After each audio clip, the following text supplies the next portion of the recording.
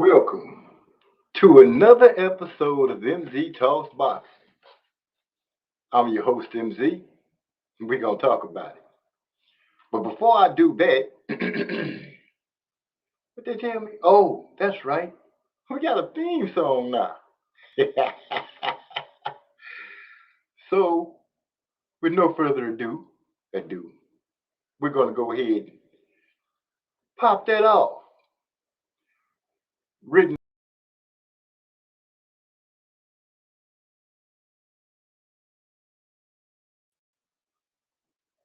obese. Let's get it.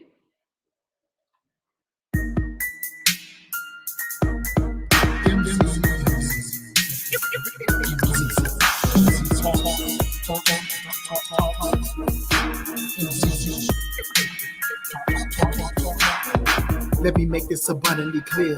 We talk about boxing here. My opinion is winning, but if you ain't feeling, you're good on your boxing. Yeah, this mental headshot sting. So do these body blows that I bring. You wanted the big step to the ring. Let's go to the toe to the final bell ring. MZ Talks Boxing. Yeah.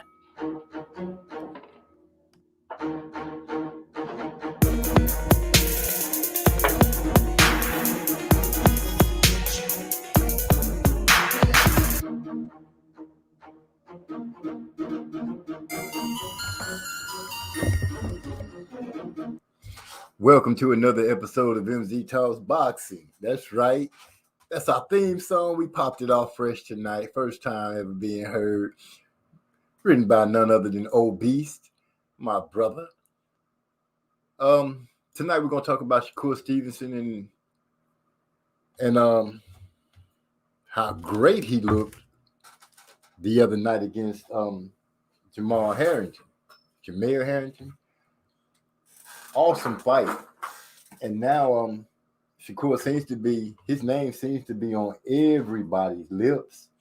And I do mean everyone. Everyone saw something special. At least I think they saw something special. If they didn't, then, maybe they don't have a pulse. But tonight is one of those nights that we're going to go ahead and have some enjoyment, listen to a little music, talk about a few things that comes up. Let's go ahead and make sure that everything's working. We'll do a quick check, make sure that we live and doing things like we're supposed to. Wait for some of our family to pop in, and we'll get it going. Oh my gosh! Here we go. Your children to make.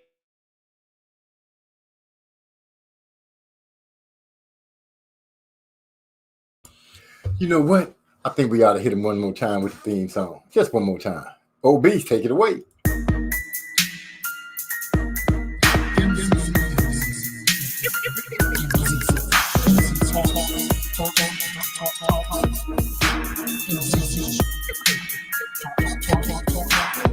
Let me make this abundantly clear.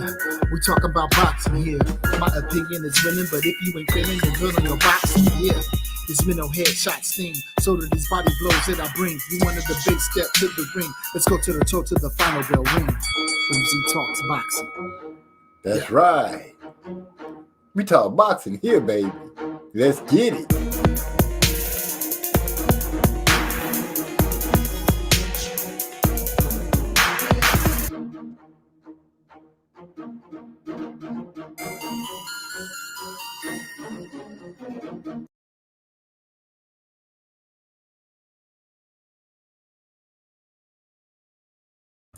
Okay. We also going to talk about, thank you again for showing up, joining us tonight. Tonight we're going to talk about the 10-year-old Black disabled student arrested for drawing an alleged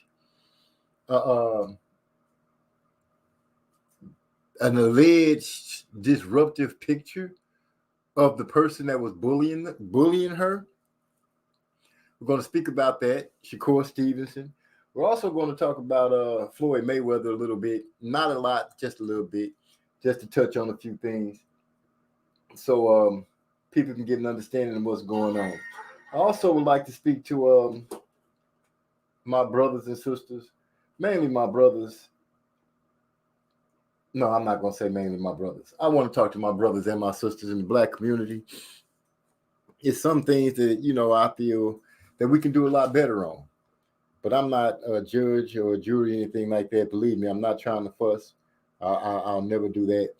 I just want the best for my people, like people want the best for theirs, and I think that's a fair thing to say and to want. I want equality and fairness for my Black people, just like anybody else.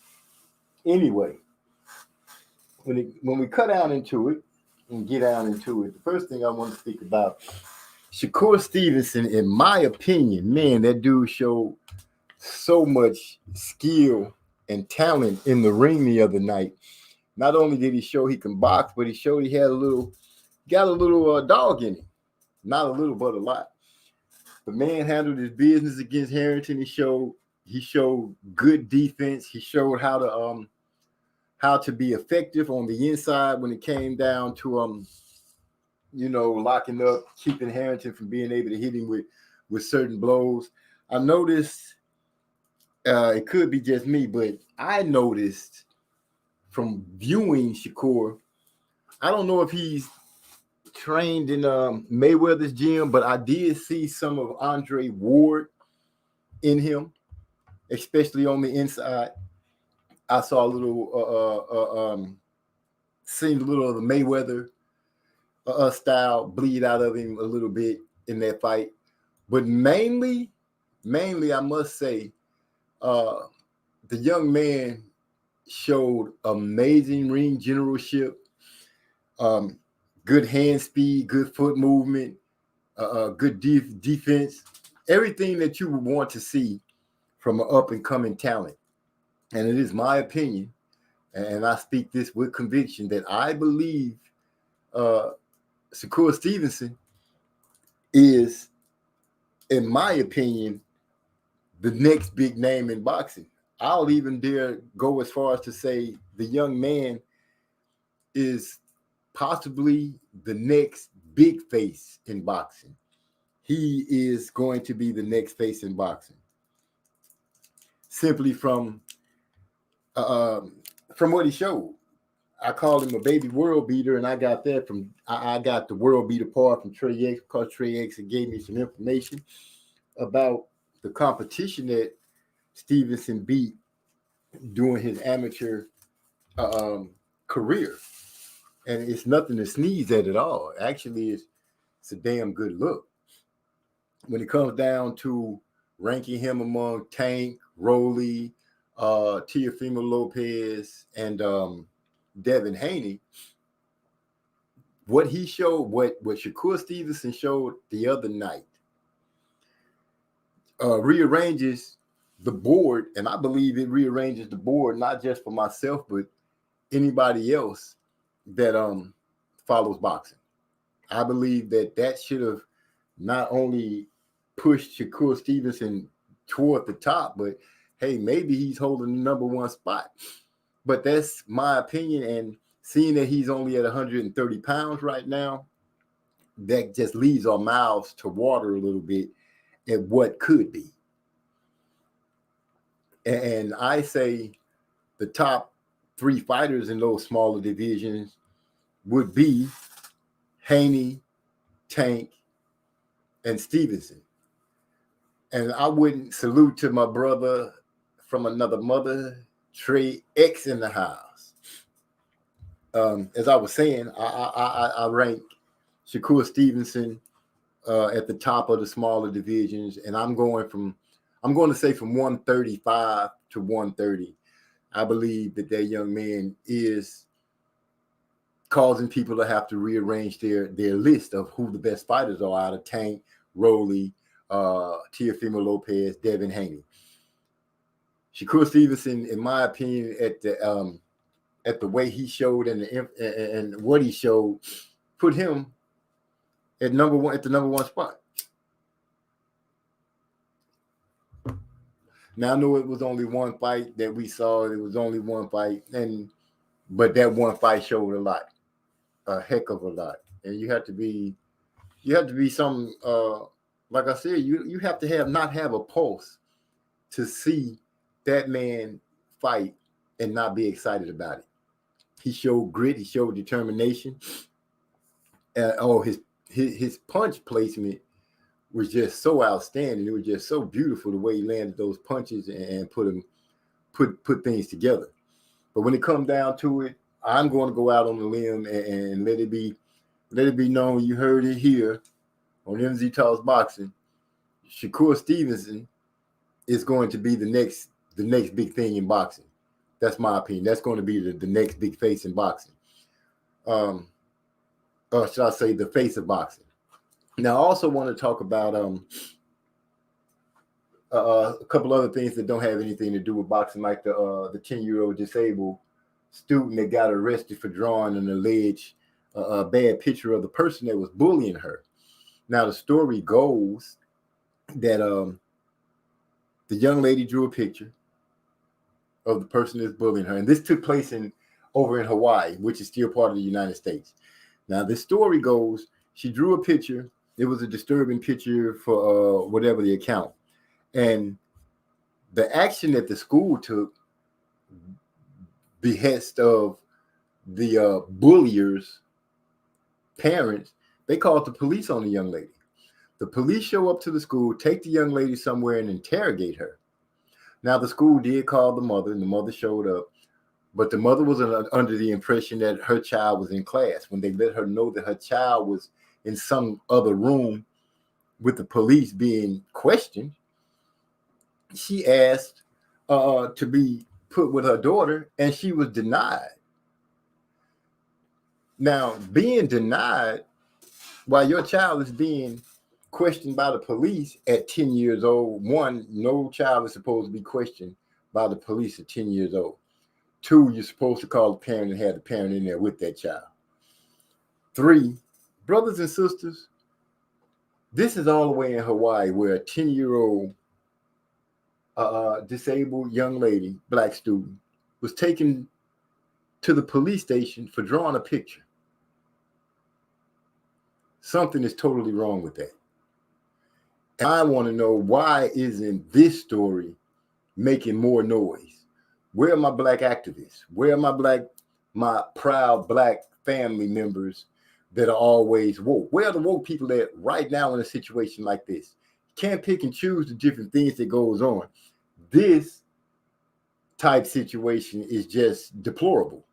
It's despicable. It's just sad. Popping back on the boxing, my brother Trey X drops in and he says, I went back and studied the Shakur fight, and it brought me down a notch. He kept getting hit with jabs when he threw his jab because his head was on the center. I kept saying in my commentary, they hit each other with big jabs at the same time, heads on the center line. This is true, but I have noticed that you know who else get hit with it? Who else would fall for a jab? But they mix up their weapons so much. Floyd Mayweather. Floyd Mayweather gets caught with jabs.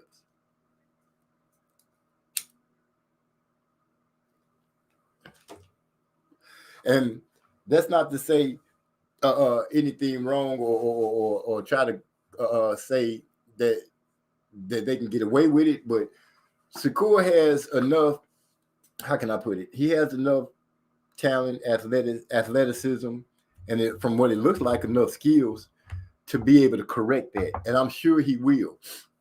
As I was saying earlier, I saw when they got on the inside, I saw a lot of Andre Ward's tutelage coming out of Shakur Stevenson. And I don't know if he studied with Floyd or anything, but or any other Mayweathers, but some of what I've seen Floyd pull off in the ring has also did. You know what? You sure right. I'm glad you asked, bro. Let me go ahead and do that for you right now. I'm gonna stick it I'm gonna stick it inside the comments. That way you can just hop on in whenever you like, and we can go ahead and cook. I'd appreciate that. Where was I? Oh, as I'm still going, you know, I got to hit y'all one more time just to let y'all know I got a theme song now. And okay, see, now you want to play with it. And here we are, the theme song to MZ Talks Boxing. My boy Trey X is in the house. Gia, what's up, OG? Man, what's going on? It's good to hear from you, bro. I'm glad you decided to jump on with me tonight. Yeah, man, go ahead and give you some backup a little bit since Master Rod still ain't in the building. Man, but we should be getting him back. We should be getting him back home in a few days. Hopefully, you know, he's still at the hospital. I talked to him earlier today. He was excited because he got some good news, some great news actually. And I hate to speak on certain things when you expect them to happen because I'd rather let them come to fruition before I speak on them. But he got something musically working for us, and I'm excited to see how it pops off. All right, that's a bet. But what I was trying to say is, I went back and I watched the Shakur Stevenson fight again. Mm-hmm. And you know, like a lot of the time after big performances, we like the pendulum to swing like all the way to the, you know what I'm saying? Yes, sir. I see something popping up. They say the host says, "Oh, I thought you muted me." Okay, Yeah, I'm looking at you. That's Master Rod. He called me on the phone. Keep cooking, Trey. I'm letting you do your thing. Cook. Okay, well, what I was trying to say is, like we like to look at that pendulum swing from one side to the other, like a real extreme type of way. Whether it's a good performance or a bad performance. Like if it's a good performance, oh man, he the greatest. He gonna go down and be a legend. And if it's a bad performance, we say he just trash and we throw him out. You know what I'm saying? Exactly. So like when I looked at, you know, after this fight, I let Shakur do his thing. You know what I'm saying? Like everybody praise him and celebrate him and stuff, and I think it's deserved. But I did kept on thinking in the back of my mind. I kept on saying they hit each other with the jab at the same time, heads on the center line, and that's a modern phenomenon. Like when it comes to the slick fighters that keep their head on the line, and it really looks kind of amateurish. Like I know that you just mentioned how Floyd Mayweather would get hit with jabs. That's not what I'm about. What I'm talking about is when you throw your jab, your head snap back at the same time. Because Right. you throw a jab and your opponent land his jab at the exact same time. That's what they do in the amateurs. That's why they teach you to get your head off the line. So when you get your head off the line, you will land your jab and he'll miss his jab. And that's what I like to look for in slick boxers. And lately I've been in my history and stuff. So I've been looking at fighters like Joe Brown and Sweet Pea Whitaker and stuff like that. And these guys were master technicians.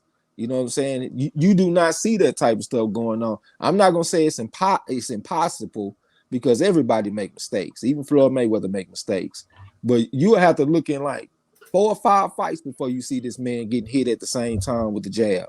You know what I'm saying? It just don't happen too often. And I'm looking at Shakur Stevenson. His back was completely straight. He was literally standing straight up in that fight. And when I go back and I look at the old timers, the skill fight, like I just told you, I looked at this fight with Joe Brown versus Wallace Bud Smith. If you ever get a chance, go check that out. If you want to see some real slick boxing, you know what I'm saying? A guy that can stand in front of you and make you miss and make you pay all day and put combinations on you and light you up. It just showed me like, hey, this guy's very good, but he's very good for this era. You know what I'm saying? Like if you put him in them other eras and stuff, man, hey, he probably would have got sliced up.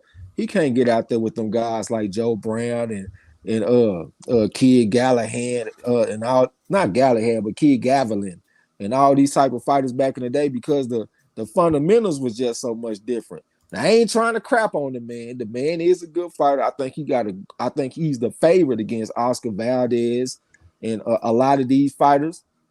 But I won't be surprised if we see him get caught, like if he fights somebody like a Tank maybe, or you know, some of these good fighters and stuff, power punches.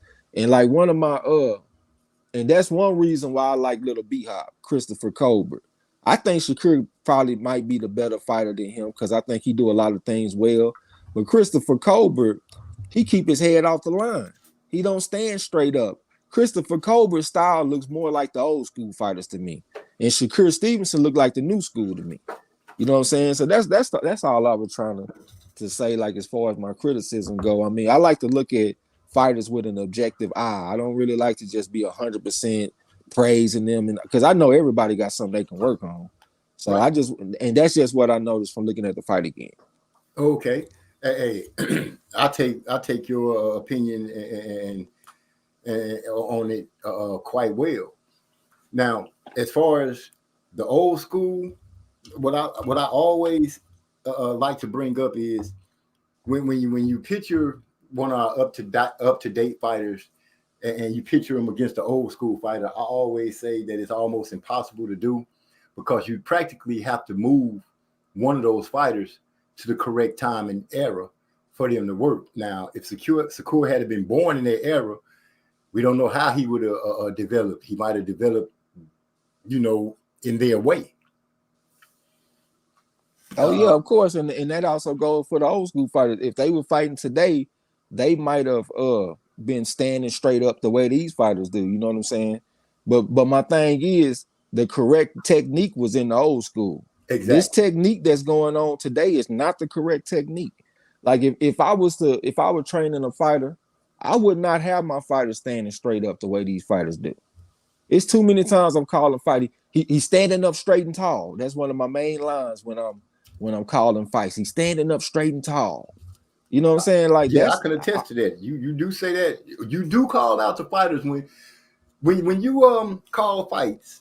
When you call the fights, you give information that most analysts don't give when they're calling the fights. I don't know how well everybody listens to you when you call them, but it came out a lot when you spoke about when you was calling the Errol Spence and Sean Porter fight.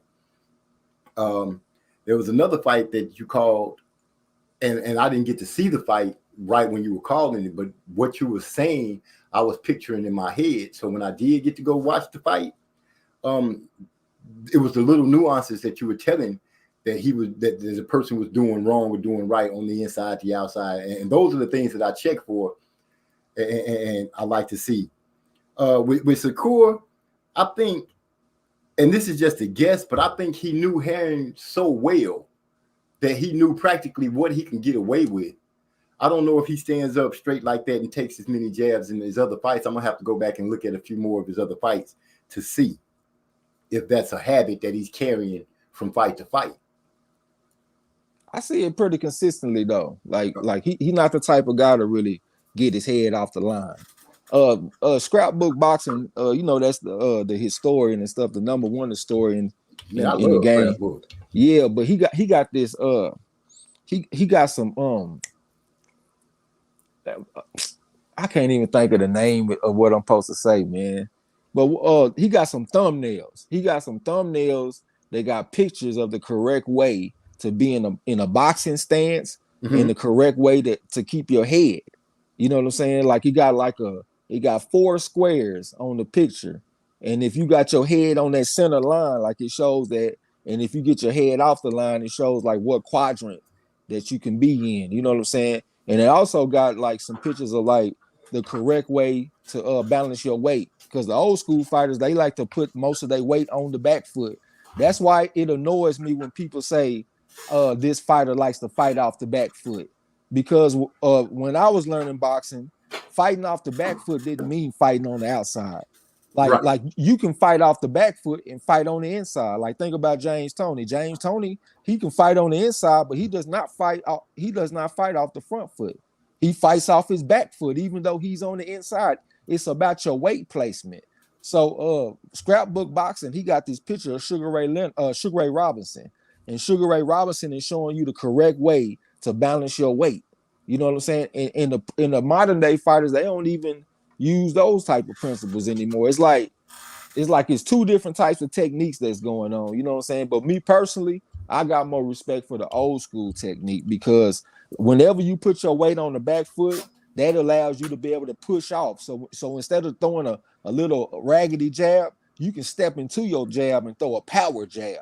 That's the benefit of having that your weight on that back foot. It ain't about fighting on the outside. It's about being able to push off that back foot. You see what I'm saying? Exactly. And also what I was telling you about the center line stuff, So I just prefer that, and it kind of discouraged me a little bit when I see the new school not using them same type of principles.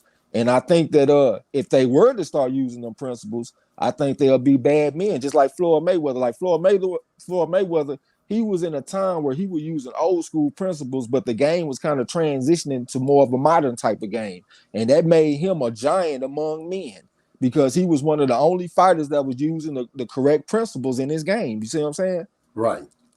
And I attribute that to his dad and his uncle. They old school because they were old school fighters. Yeah. So yeah. you got a young talent learning from old school talents that actually just ate up everything they taught him. Exactly. You know? And his pops was trained by Dale Williams out of Detroit. That's another one of them old time trainers, you know what I'm saying, that was respected in that region. So you know the roots of their skills run pretty deep. You know what I'm saying? Because ain't no telling where Dale Williams got his skills from. Exactly. You know what I'm saying? Right. And I also attribute this new school style going to a lot of these trainers that that haven't boxed but are recognized as being cerebral like what's his name, Virgil Hunter? Yeah.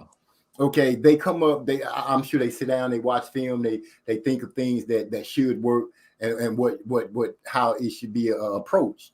And I think a lot of them they hit at some of the old school teachings, but they go more into their own teachings. And I believe that's what's starting to change the game up a lot.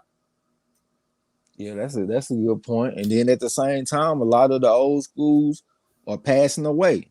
Unfortunately, you know, we can't live forever. So, you know, Floyd Mayweather Sr. getting up there, Roger already gone. You know what I'm saying? Just thinking of two examples. Emmanuel Stewart, he done passed away. Yes. A lot of the old school trainers, you know, they moving on. So I just hope that we get a resurgence of them type of skills, though, you know, because the film is still there. You can still go back and look at the film of how the old school fighters used to fight. And I just wish that the new school would implement some of them principles and stop being so arrogant, man. You don't know everything. You know what I'm saying? Go back and study the old school fighters. Because that's one thing I liked about Mike Tyson.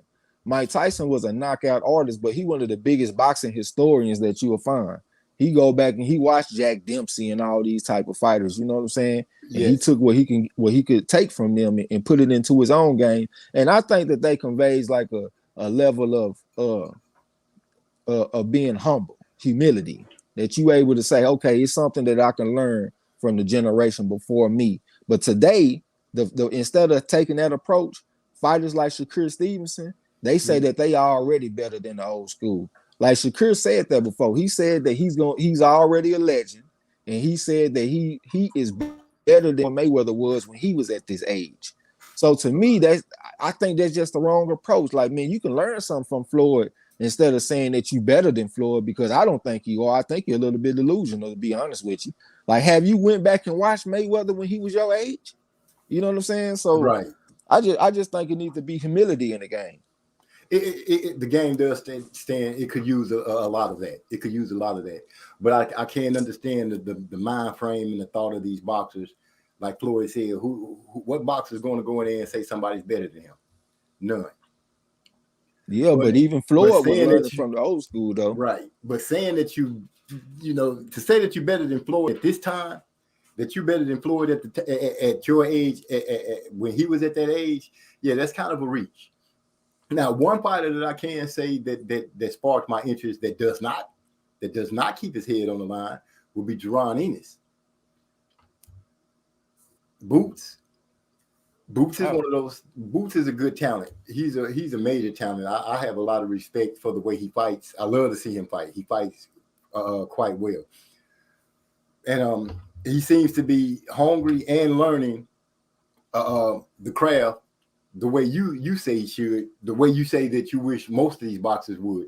He's learning to stay off he's learning to place the right punches. He uses the right punches at the right time, and I can't think of a time where I've seen his head just stay on the line. Now, ain't nothing really just jumping out of my mind right away when I'm thinking about him. I'm gonna have to go back and study him a little bit more. But he do come from that lineage of great Philadelphia fighters, you know what I'm saying? over the years, and a lot of the techniques that the old schools were using was formed in Philadelphia. You know what I'm saying? Like the shoulder roll and all that kind of stuff. I'm trying to think of the name of the guy. I think his name was Larry Temple. I think it passed from him to this other guy. I can't remember his name, but he was a Philadelphia fighter, and they was mastering that shoulder roll and Philadelphia shell. And that's the name of it, the Philly shell. You know what I'm saying? Yeah. Yeah. So Philly he come shell. from that lineage. I'm pretty high on it. You know he fights Saturday, right? Boots. Yeah. Oh, I'm glad you let me know. I actually been missing out on a lot of the things that are for the fighters that are coming up. Yeah, I know about Tank and Rolly with their little setup. You know, I know about the fights that I've been on the board, but a lot of things have been happening around the world that have been kind of pulling my attention away. Like I was speaking on a 10-year-old special needs child that goes to school in Hawaii. That the police, she drew a picture that was so-called disturbing to the school about a bully, and you know they took her to jail. How old was she? 10. And they put her in handcuffs and took her to jail. They put her in over picture? handcuffs and took her to the police station over a picture. Wouldn't let her mom talk to her while the police were talking to her, which is against the law. But I feel like the school just handled that totally different, and it makes me say, for the black activists and the woke people and all this, because this story is not being presented to the world, and people that's claiming to be for the black culture should be complaining about that. But that's just something that I wanted to touch on. I didn't want to harp on it too much. I just wanted to bring it to people's attention and let them know what was going on. I also want to say we got Bruce Golds in the house. Appreciate you stopping through. Master Rod is here with us from his hospital bed doing his thing. Salute to both. And well, you know, as you see, I always post up what people are saying as we're going on. But you got to give me a second, Trey X, because I promised my boy Obese that I'll make sure that I keep the new theme song going. So give me a second. Let me let this theme song roll. Yeah.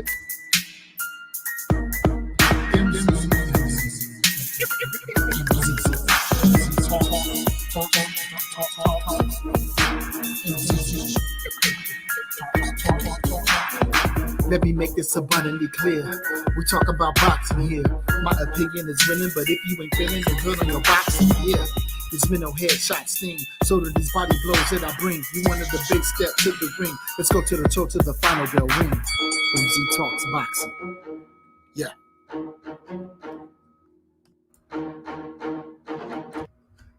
Man, all I can say is thank you to Obese. Yeah, that was I got me a theme song. I'm gonna have to get some graphics put behind that so I can let it roll when we come on. I appreciate you joining the show tonight, man. You are one of my favorite people to talk to when it comes to this boxing and being online.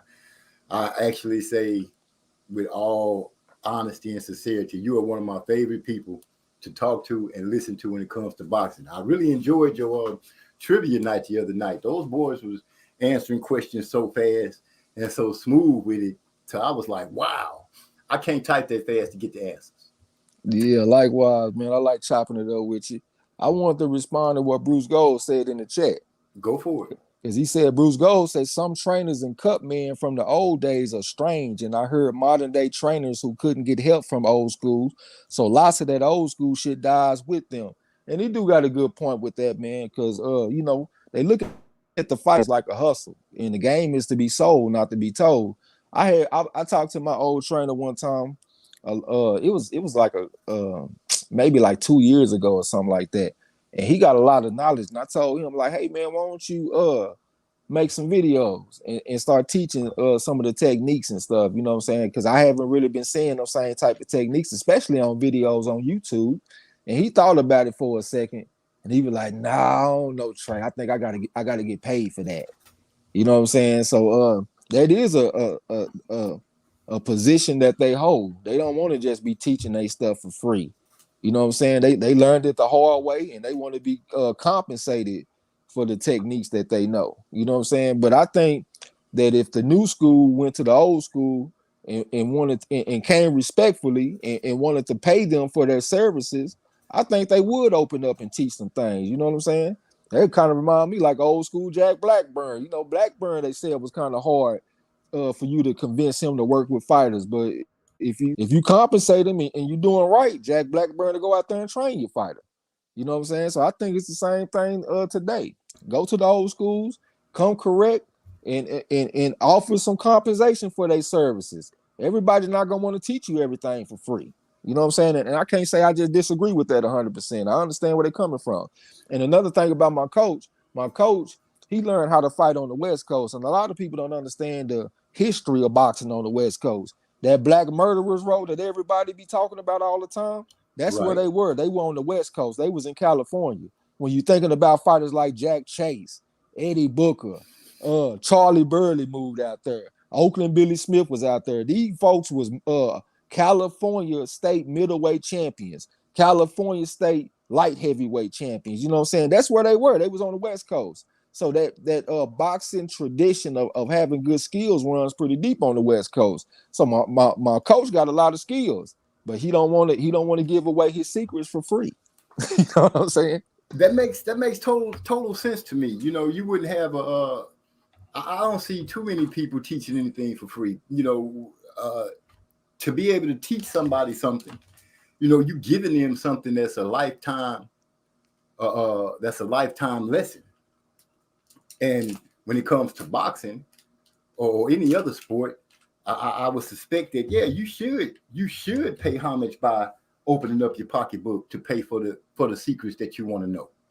And with boxing, you 100% right. These youngsters, this new generation, should start digging into these old heads, to that old school, and trying to get that knowledge before it dies out. Like you said, a lot of these old school people are leaving the planet, and those secrets that they have are leaving with them. And going to look at it in film is not the same as getting that information firsthand.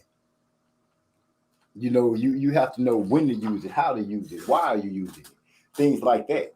And just watching film is not telling you when, why, and the reasons that you're using it for. You know what I'm saying? Yeah. So go ahead.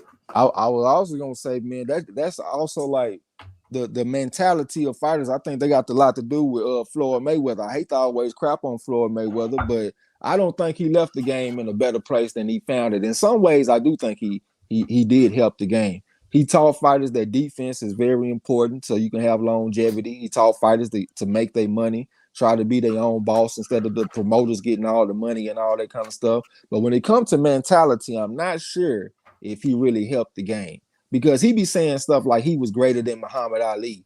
He put Muhammad Ali down because Muhammad Ali lost to Leon Spinks, and Leon Spinks only had like 7 fights or something like that. Right. So Floyd Mayweather, he liked to crap on Muhammad Ali. And I just don't think that's player. Like if it was me, even if I felt like I was better than Muhammad Ali, I would never go in public and say that I'm greater than Muhammad Ali just because of everything that Ali stood for. If he said that he felt like he had better skills than Muhammad Ali, I guess I could kind of understand. But at the same time, man, like, bro, you can't come out here saying that you're greater than Ali. Like, nigga, are you crazy? You can't even hold a candle to Muhammad Ali. But a lot of people got Muhammad Ali. For me, Muhammad Ali is ranked number 1 all time because he fought everybody. Like, you can't find a fighter that Ali didn't fight. But most people don't have Floyd Mayweather ranked that high. You know what I'm saying? And I don't think it's just based off hate. I just think it's based off resume and body of work. He was a cold fighter, but I just don't think that's a good precedence that you setting, saying that you greater than Ali. And to me, that leads to fighters like Shakur saying that they better than Floyd Mayweather when they was his age. You know what I'm saying? So I just don't think that's player, man. What's up to my boy Cypher Supreme TV? There you go. What's going on, Cypher? Good to see you here, man. Good to see you here. He said this is a microwave society. Everybody wants something fast and easy. Absolutely. Like that Jiffy corn popcorn or something. Throw it in the microwave, pop it up, and you're ready. Crazy. Who's gold say Stitch Duran said he was left in the cold from the OGs. He had to learn himself. And he's one of the best today. The knowledge is valuable. Absolutely. I agree with that, man. See, but whenever I look at a statement like that, see, to me, it's only half story. Like if Stitch Duran say, well, the OGs just refused to teach me. How did you approach the situation though? Exactly. How did you go about trying to get them to give you the information? Exactly. And that makes a big difference. Like you said, did you go to them with some humility? Did you go to them and offer up, hey, I'll compensate you for the work that you're about to do? These things are left to be questioned. And I find it hard to believe that the old school fighters or the old school trainers would be like, oh no, I got enough money. I just don't see them saying something like that. I don't either. That's something that I was thinking about too, OG. I swear, because a lot of the old timers they be hurting for money. A lot of the time, man, it's too many times that I read about the great fighters. They be dying lonely and broke. That's a common theme. If they ain't dying of tuberculosis or something, them motherfuckers be getting old and broke a lot of the time. So I think they would be happy to get a few shekels coming in, a few shillings, so they can teach something. You know what I'm saying? Exactly. And when you think about it, they doing this for our entertainment. That's the big thing about it. So when it comes down to like crapping on a lot of fighters and stuff like that, I do let that run through my mind that we complaining about these guys that are going out here strictly to entertain us. Yeah. But some fans are quick to say bums and this and that. Okay. You can grab that read the chat for me, Trey. I'm trying to put something together. I know you don't have the goods, but I do. All right, Bruce Gold said Leon had 7 fights and not all W. Scott DeLoe held him to a draw. So it sounds like you might be agreeing with Floyd Mayweather that you think Floyd Mayweather was greater than Ali because Ali lost to a man with 7 fights. Bruce Gold. I was gonna make a statement about that. My auntie, was a lover of sports. You couldn't miss her on sports, and her reason for Ali. When he lost to Leon Spinks, she was like, Ali was just trying to give the boy something to have. This is her words. When he found out that Spinks was a fool, he took the title back. Yeah. So, I always, whenever Ali is spoken about, my auntie words come to me every time. Yeah, I think he the greatest, man. I really do. Bruce Gold said he was a Bucky boy asking questions to his own corner. I had a hard time figuring it out. Still do. Okay, that makes sense to me. I mean, that's just like the backup quarterback trying to get advice from the starting quarterback. The starting quarterback is not going to help you take his job. No, you know what I'm saying? Not going to happen. Yeah, so if it's a situation like that, I can understand why the knowledge wasn't passed down, because if he give you all the knowledge while he's still working, you become a threat to his career. I'm talking about the people that's already retired. They out the way. You know what I'm saying? They ain't even in the game no more. Go learn from them. I'm not talking about trying to get some information from somebody that's still in the game to where you can become a threat to their job. Like who in their right mind gonna do that? Like how many times you done heard about Brett Favre and different people, different quarterbacks, and they be trying to get some advice from the starter, and the starter don't even fuck with them. Yeah, like I'm not about to help you take my job. That's just like I'm on YouTube. I done had people come to me talking about Trey X, can you help me call fights? Hell no. You think I'm about to help you call fights so you can be better than me? You out your goddamn mind. Now let's say I quit calling fights. I ain't calling them no more. Okay, well then I might help somebody call fights. But for right now, it ain't a motherfucking hell in the world that I'm gonna teach how to call fights. Better send you some cash app, huh? Not even cash app shit. I done already had people offer me money and shit so I can teach them how to call fights. I'm thinking about one motherfucker in particular right now. He kept on begging me over and over again. Trey X, let me get your email, man. Trey X, all this kind of stuff. He would even say in the chat, like, hey man, I got a little something for you, man. If you help me, I ignored that shit all the way. I'm not about to help you do what I do better than me. Absolutely not. Yeah, that makes no sense at all. Yeah. That makes no sense at all. And like you said, as long as you call them the fights, why make competition for you? Right now, you got the market cornered as far as I'm concerned when it comes to calling fights. So, yeah, if you decide to retire, then okay, I can see I can see you letting somebody else go ahead and get a little shine. But right now, you still hot and going. So yeah, do your thing, my brother. Do your thing. Yeah, when I get out the way, man, hey, come on, I'll come teach you something. But for right now, absolutely not. And when it comes down to that, let me turn that down a little bit. So that's not too loud for you, is it, bro? No, if you go, I know that you mix in music with your conversations. So if you want to go ahead and drop some tracks, you know what I'm saying? It's all good. Oh no, I just wanted to have one in the background just in case I'm having some little background noises. It'll kill that. What we got here, Bruce Gold saying. I want to bring up, you brought up Floyd, and when you were speaking about Floyd, did you notice that I have been noticing that BoxRec has ranked Floyd as the greatest boxer? Yeah, I think a lot of that probably got to do with him being undefeated and all that kind of stuff. Right. I wonder where they got Rocky Marciano ranked.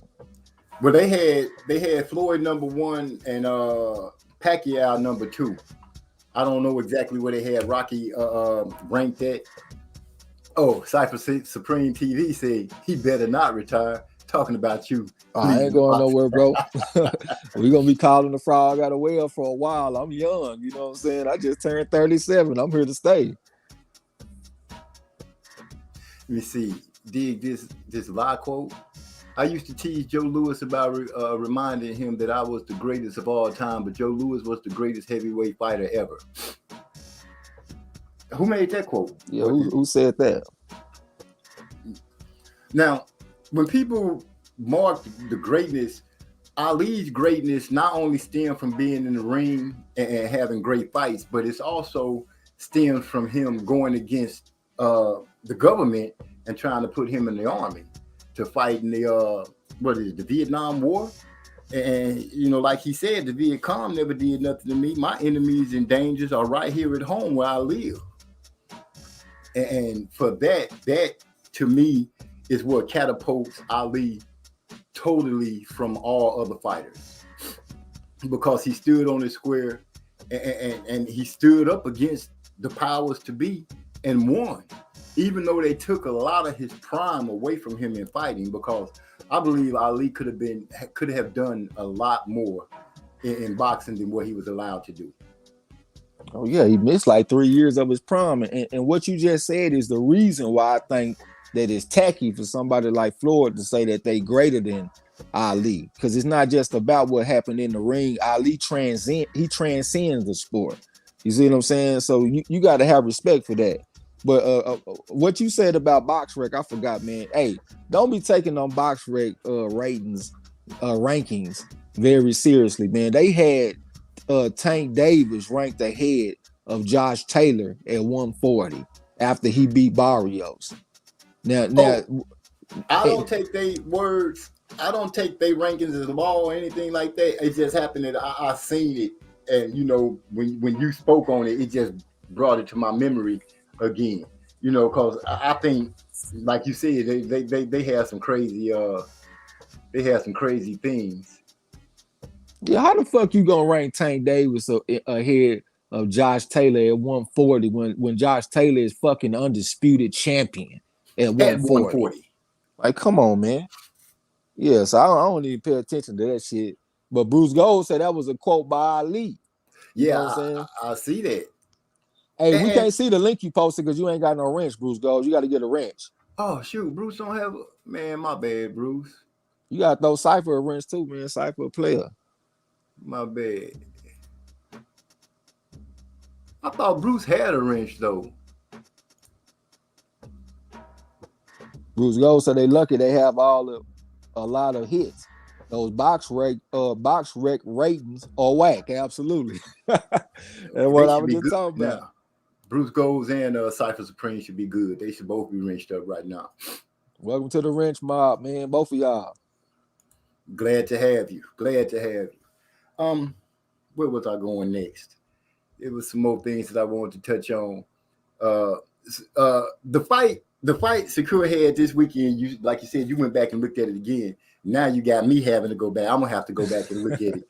You know what I'm saying? And that's why, you know what I'm saying? That's why I mess with you, because you see things and you'll be like, say, I saw this, check, I saw this, and it makes me go back and reevaluate it, because one of the things that I just got this habit that after we watch a fight, I don't know, it sounds crazy, but for some reason I'll go back and watch it in slow motion, and I literally watch the whole fight in slow motion so I can break down each round, so I can see what a person's doing, how they're doing it, how often they do certain things. Yeah, That you way- told me that you even go back and study their facial expressions and I stuff. do. You know what I'm saying? That's no lie. I go back and look at what his reaction was when he took this punch, what his reaction was when certain things happened to him. Because one thing that I went and looked for again with the Shakur fight was when you said that he looked at the referee and he needed to be staying on point with the fight. Yeah, And I I wanted to remember know that. what made him look away. I wanted to know what made him look away, and it was a low blow. Oh, okay. That's what made him look away. He had received a low blow. Okay. And so, you know, to bring that into light, that's what caused him to take his attention away from the fight at the moment. Another thing that I realized also, too, something that really didn't have anything to do with the fight, but I like the fact that Shakur went into Harrington's locker room and you know, pay respect to the man. Now, the thing that was funny to me is his wife, girlfriend, I don't know who the woman was. I believe it was his wife. She was hotter than fish grease. She was. She was hot. She didn't want to hear nothing Shakur had to say. And a lot of people was tripping at Shakur's antics before the fight, touching all on the belt and stuff like that. But once again, because they are all in the same gym, I believe Shakur just knew that this was a fight that was his fight, regardless of what Harrington brought to him. I also noticed that Shakur used some of the little tactics that Andre Ward and Mayweather would use when they clinched up. As you notice, he had that arm, like you would speak, that forearm up high around Harrington's neck area, Yeah. to keep him pushed off, which I have noticed when Floyd does it, it takes away from any kind of punch that they can try to throw.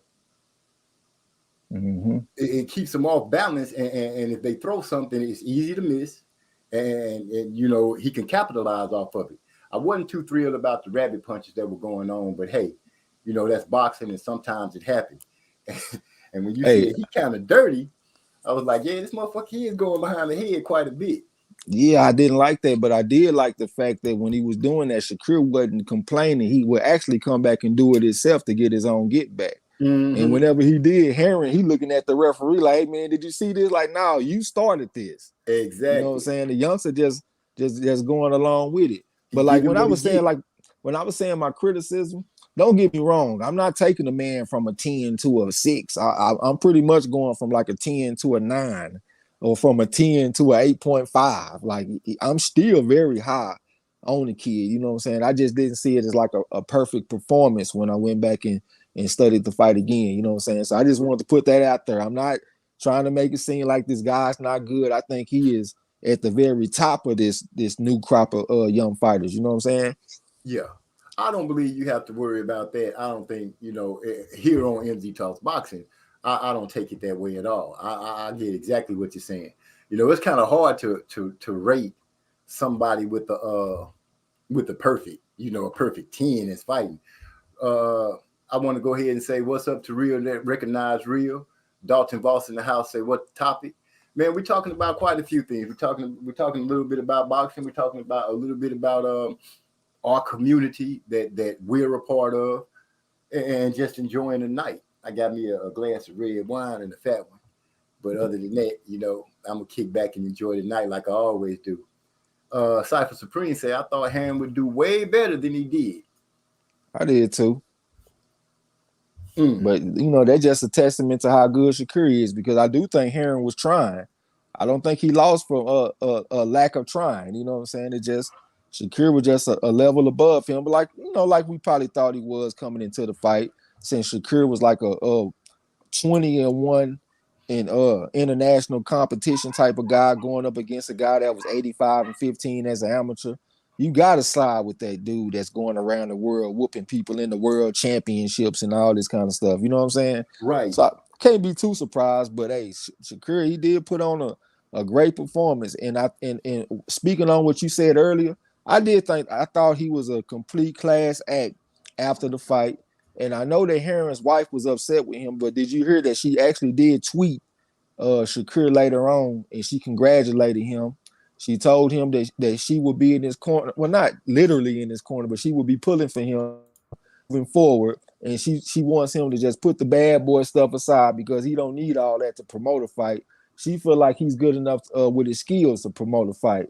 But she pretty much she was on his side moving forward. And I thought that was cool for her to do too. You know what I'm saying? Right. But at that moment, she stood with her husband though, so I Exactly. can't be too mad at her about that. Actually, when I saw him go in and I saw her like that, it kind of, I laughed about it. I was happy, I was like, hey, she stood by her man, and even though her man standing there hugging and smiling, she was the one that was mad, and I respected that. You know what I'm saying? Because I feel like my wife would have did the same thing. I ain't trying to hear shit right now. We just lost to you, and you've been acting. You was showing your ass. But for her to come back and go ahead and give him his props like that, that shows a lot. You know what I'm saying? That shows a lot to me, and I salute her on that 100%.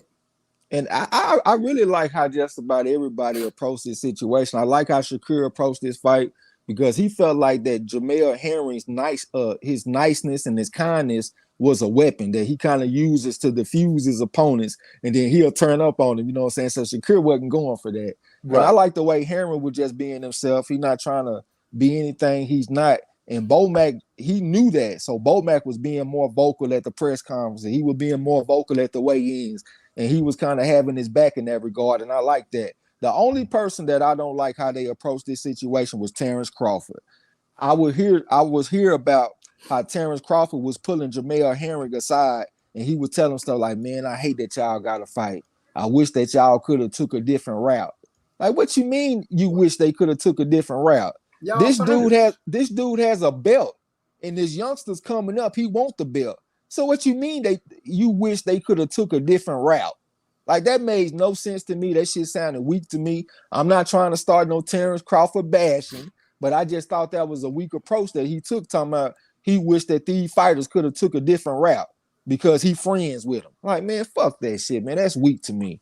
Yeah, because, if you in the sport of boxing, then you should be open to fight anyone. Now, I can't understand the brothers not fighting brothers, but if my cousin was boxing and I was a boxer, my cousin get his ass whooped. Cuz get his ass whooped up. Cuz gonna get some hands put on him. Mama and Auntie might be mad at me after the fight, but hey, that's how it is. That nigga said first cousin. I thought you were at least gonna say a third cousin. This man said first cousin. Man, I'm talking about whoever getting in the ring, we got to get it, because what are you there for? What are you there for? I wouldn't be able to see myself fighting my brother, because I just wouldn't be able to see it. Now, Cypher Supreme said, not surprised he said, considering him and Sean Porter's situation. I want to speak on Terrence Crawford because he is saying some things, because he said, not being funny or joking, if I'm remembering his words correctly, that Sean Porter knocking him out, stopping him, that just was not going to happen. That's not going to happen at all. And I expect that from him. I like to hear him talk. If he can go ahead and talk and be, what's the word I'm looking for here? His interviews throw me off. Let me put it like that. Who, Sean Porter? No, Terrence Crawford. Because he'll come in and say something clearly left, and I'll be like, well, where did you come from with that? Like, that right should now, be clearly left, don't it, man? I swear, I hate to cut you off, OG, but he is the one fighter that I wish would just not talk so much, because I feel like he hurts his own stock or his own career, his own perception. I just think he hurts his own self when he talk, man, because some of that stuff, like you said, that should be clearly left. You know what I'm saying? Like, some of that shit, hey, everything that come to your mind ain't got to be said. You know what I'm saying? Hey, you need to be quiet sometime, bro. You know what I'm saying? And just fight. Exactly. Sometimes you don't need to say anything. Now, I'm having difficulty because we've heard him say so many times that the Earl Spence fight is behind him and he ain't worrying about it. But yet he's still talking about Keith Thurman, who hasn't been in the ring in going on 3 years? Has it been about 3 years? Oh, Keith Thurman, now he fought against Oh yeah, that's right. He had that other fight that people thought he kind of struggled in and he got hurt. Yeah, Jose Cito Lopez, and he also fought against Manny Pacquiao. Yeah, Manny Pacquiao, how long ago was that? About 2 years ago, 2.5? Yeah, about 2 years ago. I think at the beginning of 2019 or something like that. Right. It's been a while. And Terrence is saying that Keith is a big fight for him. Okay. Well, if you can get Keith in the ring, get him in the ring. But I need Keith to start being active again. You know what I'm saying? So we can see if Keith is still Keith. Is he still one-time Thurman or is he just a Thurman? Hey, we ain't seen that one-time shit since like 2013. I think the last time that he got one of them one-time type knockouts, that might have been against the guy from Argentina.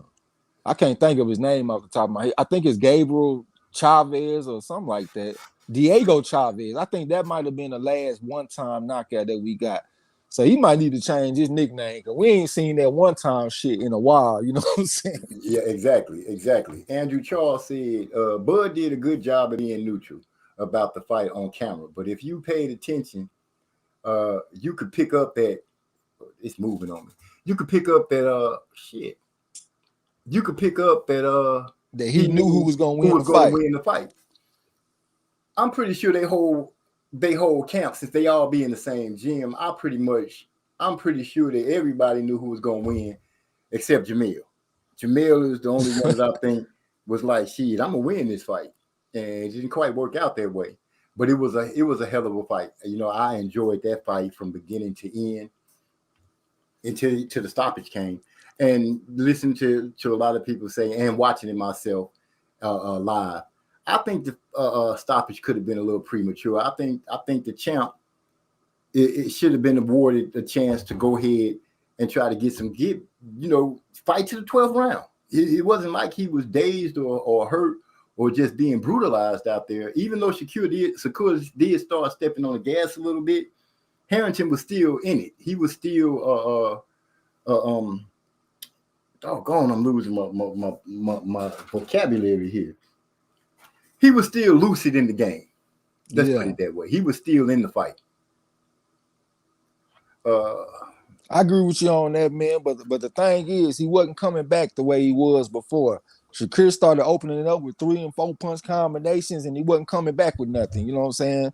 So I feel like the champion should have a chance to go out on the shield, but I think that Herring could have helped himself by coming back with something. Right. Hey, look what Cyber Supreme TV says. That shit, my brother can get it too with the prize right. Shit, we both winning, huh? Oh yeah. So, he said his brother can get them hands too. What's up to my boy D-Lo 404 Boxing, man? What's going down with you? Glad to have you in the house, D-Lo 404. D-Lo 404 come in and says, Keith still boxing? Yeah, that motherfucker still boxing. I heard he still boxing. You know what, man? Last time we saw Keith Thurman fight, he still had the ponytail, didn't he? This man got a whole new hairstyle and shit. Yeah, now, he got a low cut. Yeah, he got a low cut now. We ain't even seen him fight with the low haircut yet. It's been a while. What's his name? What's the dude that Stephen A. Smith? He got that hairline now. OG said he got the Stephen A. Smith hairline on the board. You see, it's retreating like a mug. Andrew Charles says Keith is the kind of guy they should throw a check at and have him fight Boots. Whoa, I would like it. I think that's a great step up fight for Jerron Boots. For Boots, yeah. Hey, whatever we want to say about Keith Thurman, I know that he got reasons to have detractors, but he will come fight back now. You know what I'm saying? He ain't gonna just he will fight. So I think that'll be a very stern test for young Boots. And I wouldn't be surprised if Boots got beat by Keith. Because hey, don't get it twisted. Keith Thurman is a former unified champion at 147. I think that Jerron Boots, he got hard, because he got hurt in fights several times, and he weathered the storm and he came back. I think that the odds in that fight should be like real close, maybe like a pick 'em. If you want to make a favorite, I wouldn't be mad at you if you made Jerron Boots in. It's like a slight favorite over Keith Thurman, but I do think Keith Thurman will have a great chance at winning that fight. D-Lo 404 says Keith done sat on the shelf so long, he started to ball. He started to ball. Yeah, Wow. yeah. D-Lo Andrew also- Charles said Herring had moments of explosiveness throughout the fight for sure. Yeah, he did. started going to the body on Shakur, and at one point he made Shakur stop throwing punches for a slight moment. Yeah, that fifth round, a lot of people said that Herring hurt Shakur. I actually didn't catch that. You know what I'm saying? Even when I went back and watched the fight again, I didn't see what they were saying. But a lot of people were saying that Shakur did a little dance in that fifth round. And when we was calling the fight, Marlo and Roughhouse, they both scored that round for Herring. You know what I'm saying? So yeah, he did have his moments in the fight. It was like sporadic. It wasn't consistent enough to what Shakur was putting on his ass. It was almost as he waited a little too long. But with that being said, I got to go ahead and bring something out to the people, and I'll go ahead and hit them with Keep Moving, just for the hell of it.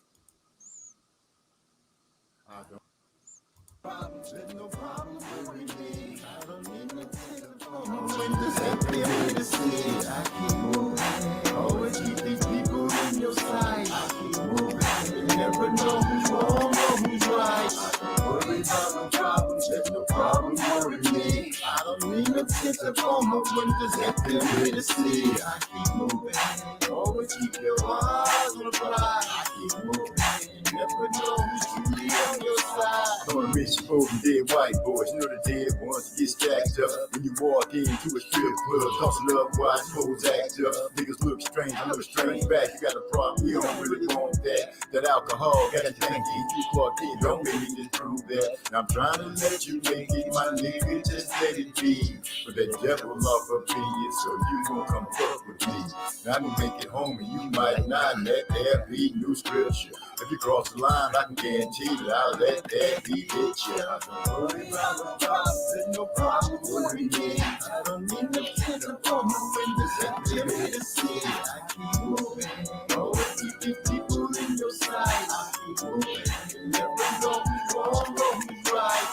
Worry about no problems, there's no problem worrying me. I don't need no tips on my windows that they're ready to see. I keep moving. Always keep your eyes on the prize. I keep moving. You never know who's truly on your side. I keep on moving like soul to soul. Penetrate your mind, let your conscience flow. Like water from the aquifer. Look you in the ocular and see your infinity.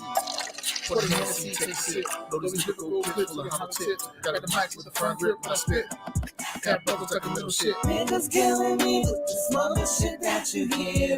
Ability to speak with clarity, it's so unclear. But I'ma need you to step your game up. Cause if not, you a trunk that's a lame duck. I'ma call you super dead cause your game suck. Pack your shit and keep it in a lame truck. What? Worry about no problem, there's no problem worrying me. I don't need no tears upon my windows that they're ready to see. I keep moving. Always keep these people in your sight. I keep moving. You never know who's wrong or who's right. Worry about no problem, there's no problem worrying me. I don't need no tips upon my windows that they're ready to see. I keep moving. Always keep your eyes on the prize. I keep moving. You never know who's truly on your side. Niggas killing me with this mother shit that you hear. Ability to speak with clarity, it's so unclear. I said niggas be talking crazy, hold up, don't make them wait. I don't chase after hoes, I already made change. Okay, let's get that straight. Back to the grill, when the niggas got beef, yes man, gon' bring your stage. By the time you realize we got a problem, then it's too late. Yes, it is too late when you realize you got a problem and you just sitting there running your mouth, mess around, get your head knocked off your shoulders. Next thing, Shakur Stevenson is supposed to be fighting Vasily Lomachenko. Is that's the rumor that's going around right now, and if that's a fight that's coming up, I have to say why. If Shakur is trying to go after somebody with a belt, why throw Loma in there? Not that I think that Loma will beat Shakur. I think it'll be a good fight, but I think the youngster will beat him. I think the youngster will take Lomachenko out. I think that'll be Lomachenko's third loss. What do you think about that? Brothers in the chat, y'all let me know. And I appreciate the flames and the music notes. As always, it's a beautiful thing to know that somebody's enjoying the craft that me and my brothers put time to when it comes down to doing music. So thank you all for that. Did you hear me, Trey? Yeah, just give me a second, man, because I when I had jumped on, I was actually had some chicken in the oven, so I'm over here trying to put this asparagus and shit on right now. So give me a second, I'll be right back. Oh man, I like asparagus chips. I'm listening though. I feel you. So what do y'all think about Lomachenko and Shakur Stevenson fighting? Like I said, I think Shakur it'll be a battle of two boxers for sure. Loma has that wait. Okay, D-Lo speaking up on something. He said, I need a card with Gary Russell Jr., Keith, Laura, and Fedora, all on the same card. Oh my goodness, that would be a nice stat card. That would be a night of boxing for sure. I think he's saying that because they don't fight very consistently. They just some of them, like Gary Russell Jr., he only fight like one time a year. Keith Thurman fight one time every 5 years. You know what I'm saying? Shit like that. I think that's what he's trying to say. Yeah, I feel him on that, but if they can get them all in the ring, that would be something great all the way around. And something just popped in my head by Keith missing so many fights. Remember when they had asked Earl about fighting him, and they were right there saying, I don't know, man, Keith mess around and get an injury or something like that when it come time to fight me, had some kind of surgery or something. And damn if it ain't been happening with Keith. Keith had to get the elbow surgery, got married, learned how to play the flute, got a haircut, had a baby. They did have a baby, right? So yeah, Keith's life outside the ring has been quite busy. So what I want to know is, do the man still have the passion to even be in the ring to fight? That's what I want to know. And it's hard to gauge him because every time I see him do an interview, he's just excuse me. He's just in there. It don't even really look like he be training. He don't have a lather. He don't be wet. I don't know what the hell he in there doing. Andrew Charles said that's a good fight. Andrew, let me know which fight you're talking about. That'd be a good fight. So everybody else to know. Dilo 404 boxing. I think Loma needs to worry about getting past Comey. Yeah, to be looking down the road early, that could cause a problem for him. Comey is not going to just lay down for him, and I have noticed because Tio showed everybody, and if they follow the same thing and stay on it, I believe Loma is going to have problems from everybody because that jab kept Loma totally off of balance. Andrew Charles say, I honestly was not really sold on Loma till he beat Nakatani, but I thought he looked rejuvenated in that fight. That's a good point to bring up. But like I said, we have to see once he get in the ring with one of these younger lions and see what he can do.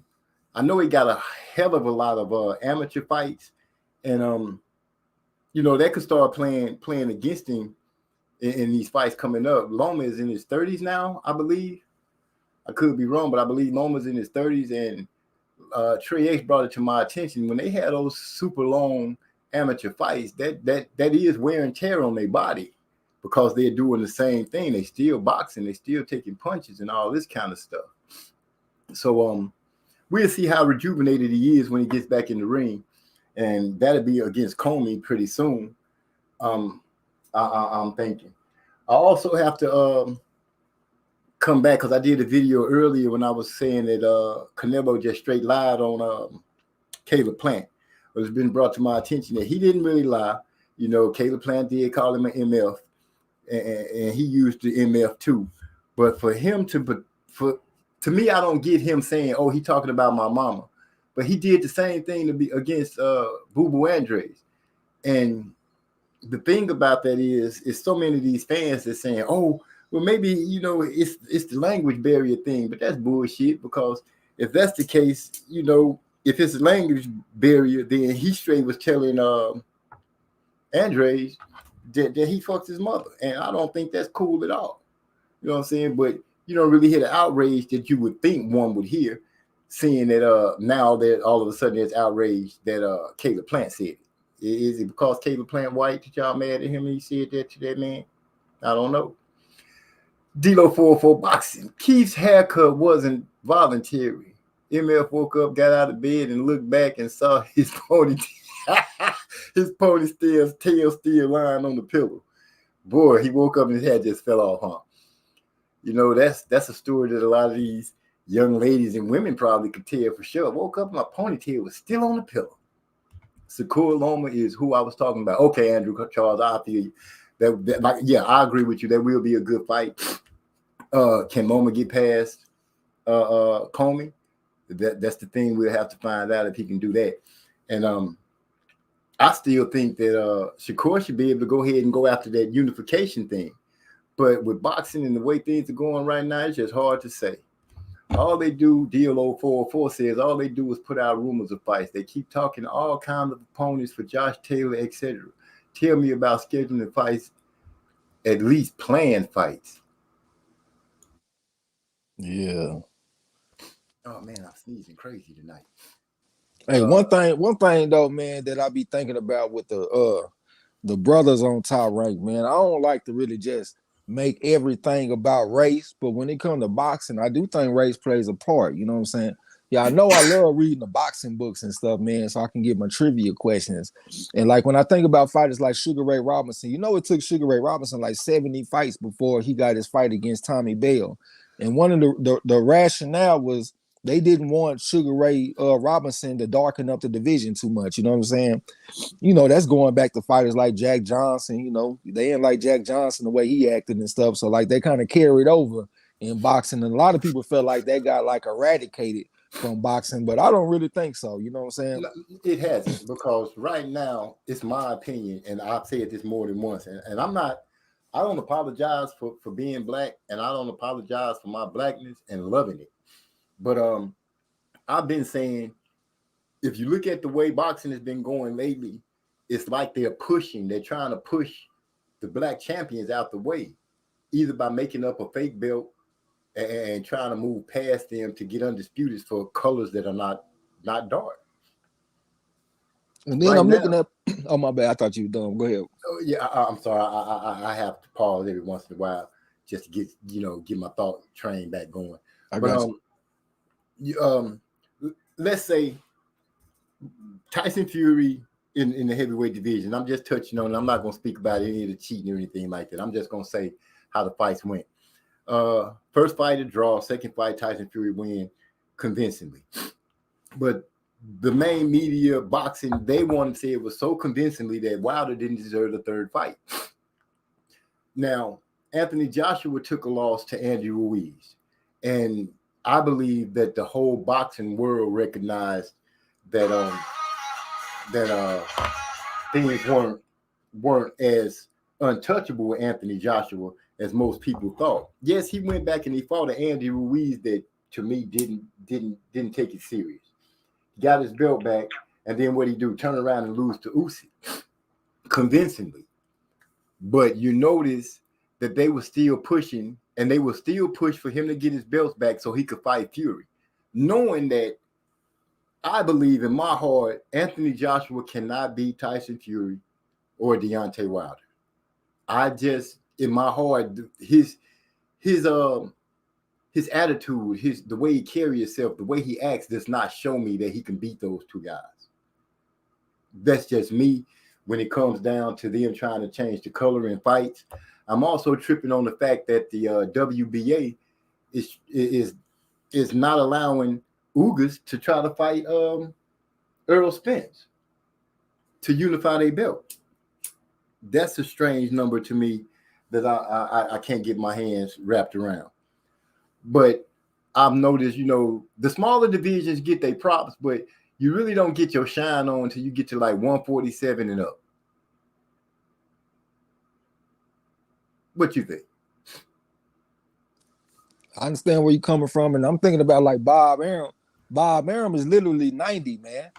This motherfucker go back to them racist ass times. You know what I'm saying? So I can see him holding on to some of them beliefs and some of them thoughts. I think it's a mistake for like a top black fighter to be with Top Rank when Bob Arum states stuff like black fighters, they don't sell. And as far as this little tournament that they put together with Ugas, They got Ugas in a pretty tough ass 4-man tournament, man. They got Right. his first fight. He got to fight against Iomantis Stanionis. I think he from Lithuania. He was 141-19 as an amateur. You know what I'm saying? And he a younger guy. I know that he didn't just look the greatest in his last fight when he went against I can't even think of the name of the guy with all the tattoos, the southpaw and shit. The one that had Keith Thurman hurt. He hit Keith Thurman with a liver shot, and Keith Thurman broke out running in that bitch. Right. Luis Collazo. Right. Yeah, he didn't look the greatest against Collazo, but that still was an experience for him. And that's what young fighters need to get better. They need experiences like that. So they got him going against Iomantis Stanionis, and then they got Jamal James. He going up against Radzab Butayev or something like that. And he was 392-8 as an amateur. You know what I'm saying? Man. So Jamal James got a tough test coming up this here Saturday. And I actually picked Butayev to win the fight on the Champ Ross. So don't be surprised, man, when they get to the finals of this little miniature tournament that they done put together. Don't be surprised if it's Stanionis going up against Butayev in the finals, man. I'm telling you, that's a possibility. I'm gonna go and do my homework on them and see if I come up to the same scenario. Cypher Supreme TV asks, what y'all think about T.O. calling Haney the N-word? I remember we spoke on that some time back, and I believe that it's just where T.O. grew up and where he was raised at, because I've heard him use that word more than one occasion. I've seen him on one of those little things where they be talking with each other, and him and Rolly was going hard, and that word was flowing out their mouth quite a bit, not toward other boxers or things like that, but they was using it at each other as well as Tank, because I believe they were talking about Tank too. I also want to say what's up to Derek Bailey. Thank you for stopping in. Hey, salute. We got second place on the Champ Ross on them boys. Hey, salute to my boy Derek Bailey. Go ahead and cook for me, Trey. I got a phone call that just came in. All right. But yeah, man, I can't help but just look at that. Like, I understand what OG just said, man, because he's thinking about where Teofimo Lopez grew up and also where Devin Haney grew up. You know, in California, they're a little bit more liberal than the South, where a lot of us come from, because I'm from Texas. I know Pecos Bill, he lived in Texas. My boy D-Lo 404 Boxing, he over there. I don't know if he's still there, but I think he's from Georgia. You know what I'm saying?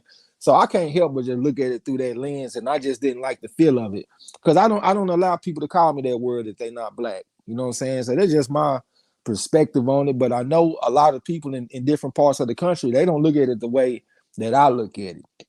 So I can't really expect everybody to look at it the way I do. But me personally, I just didn't like the sound of it. I didn't like the look of it.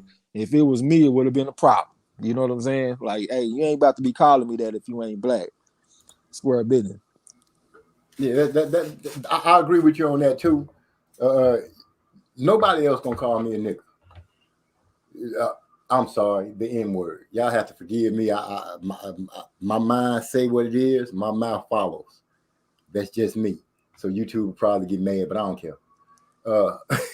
Shakur D-Lo 404 says Shakur wants Oscar Valdez. That's what I'm on. I want Valdez.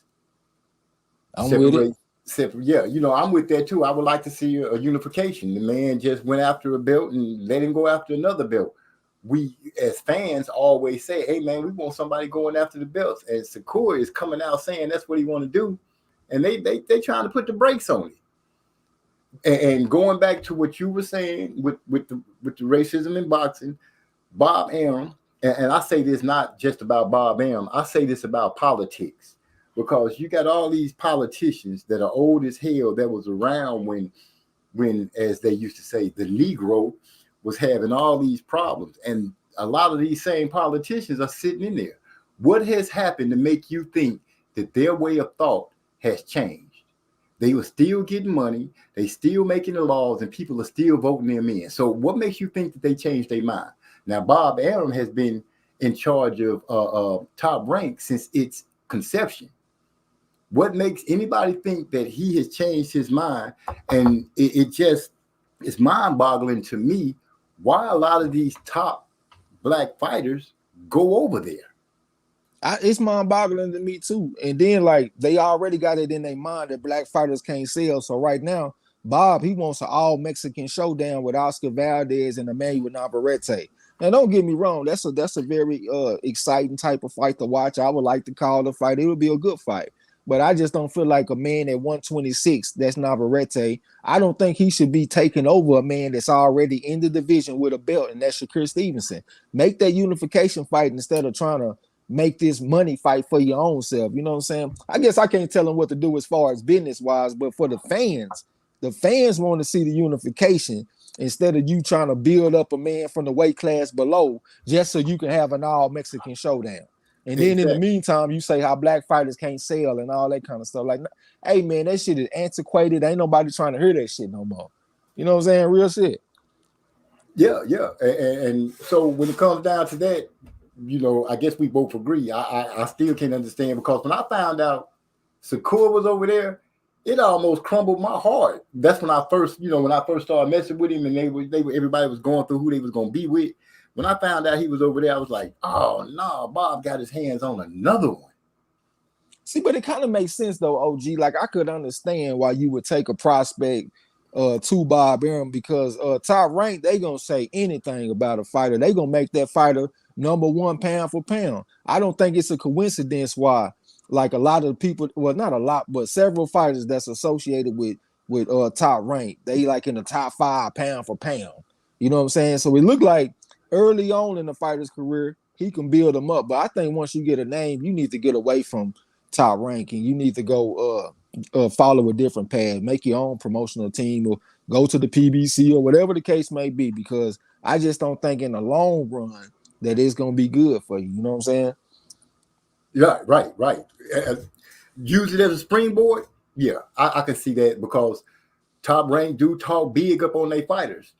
They hit and miss at they black fighters, though. I just have to say that they do hit and miss. 1 minute Bob Arum be talking about one of his black fighters is damn near the best thing since sliced bread, and then you turn right around and chop their head off. And with that kind of leader of the company that you represent, I can't see myself going to something like that. And it's a flawed way of thinking, if you ask me, for the fighters, unless there's a big money tag attached to it that makes them go running over that way. But after you see the nonsense that goes on, what makes you re-up? That's the part I don't get.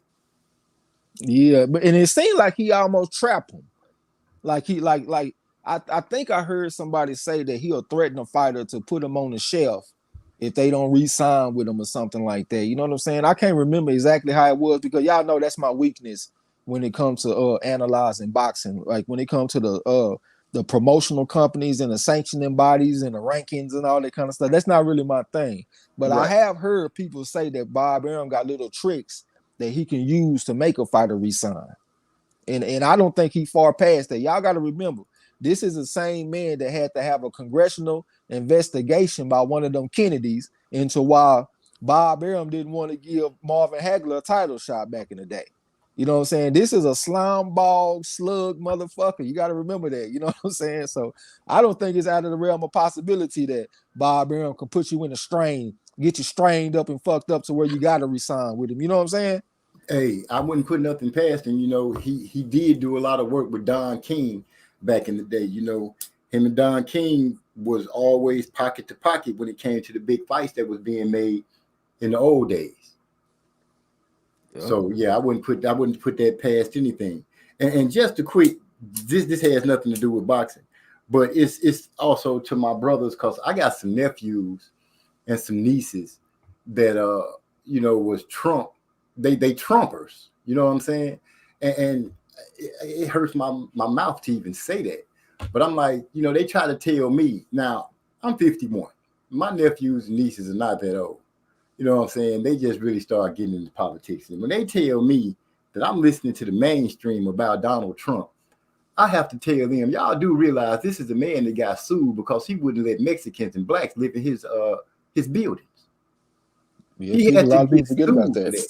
And I'm like, this is the same man that took out a ad in the newspaper calling for the deaths of the Central Park 5 kids, and then come to find out that they didn't even do it.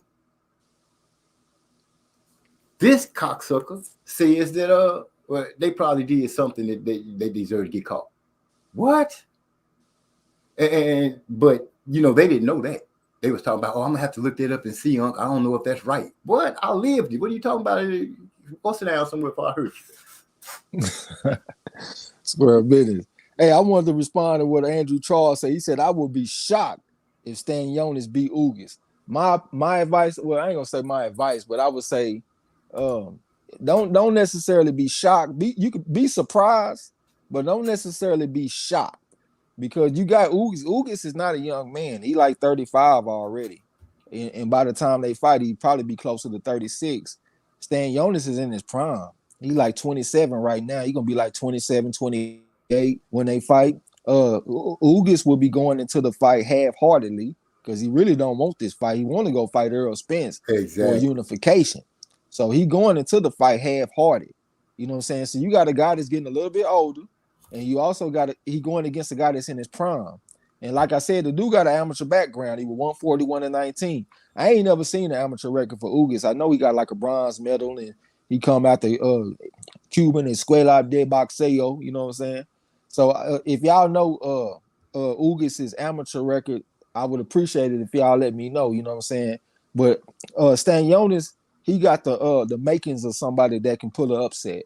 So I would say be surprised, but don't necessarily be shocked. You know what I'm saying? But that's just my opinion, though. Hey, you know, we all grown men. You do what the hell you want to do. But I just won't be shocked. I'll be surprised, maybe. Cypher Supreme TV says he remembers when people was on Robert Garcia's ass when he said it. I believe he's talking about the N word. I ain't even know what he said. I thought they said something like Mayete or something. Do that mean the same thing? Well, I'm Spanish, I don't know, but I don't think that's the best thing to be saying to a black person, if that's what you mean. So maybe it was that, but I don't know. Shoot, man, I have to go look it up. I will to find out. Hey, D-Lo said that motherfucker was 4-16-9. I ain't mean to cut you off. That's a lot of wear and tear. I mean, that's good to see a record like that, 4-16-9. But for a 35-year-old man, he done already had 425 fights before he turned pro. That's a lot of wear and tear on the man. That made me more of a chance that Stanionis might pull off a sneaky upset. You know what I'm saying? Yeah. But yeah, I remember when they was going off about Mikey Garcia. I thought it was Mikey Garcia that said the Mayete. I think that's a derogatory word towards black people. You know what I'm saying? Oh, look at D-Lo 404 talking about he made that up. Oh, man, come on, man. Don't do me like that, D-Lo, because you know that shit you know that shit big to me, man, as far as other records and stuff, man.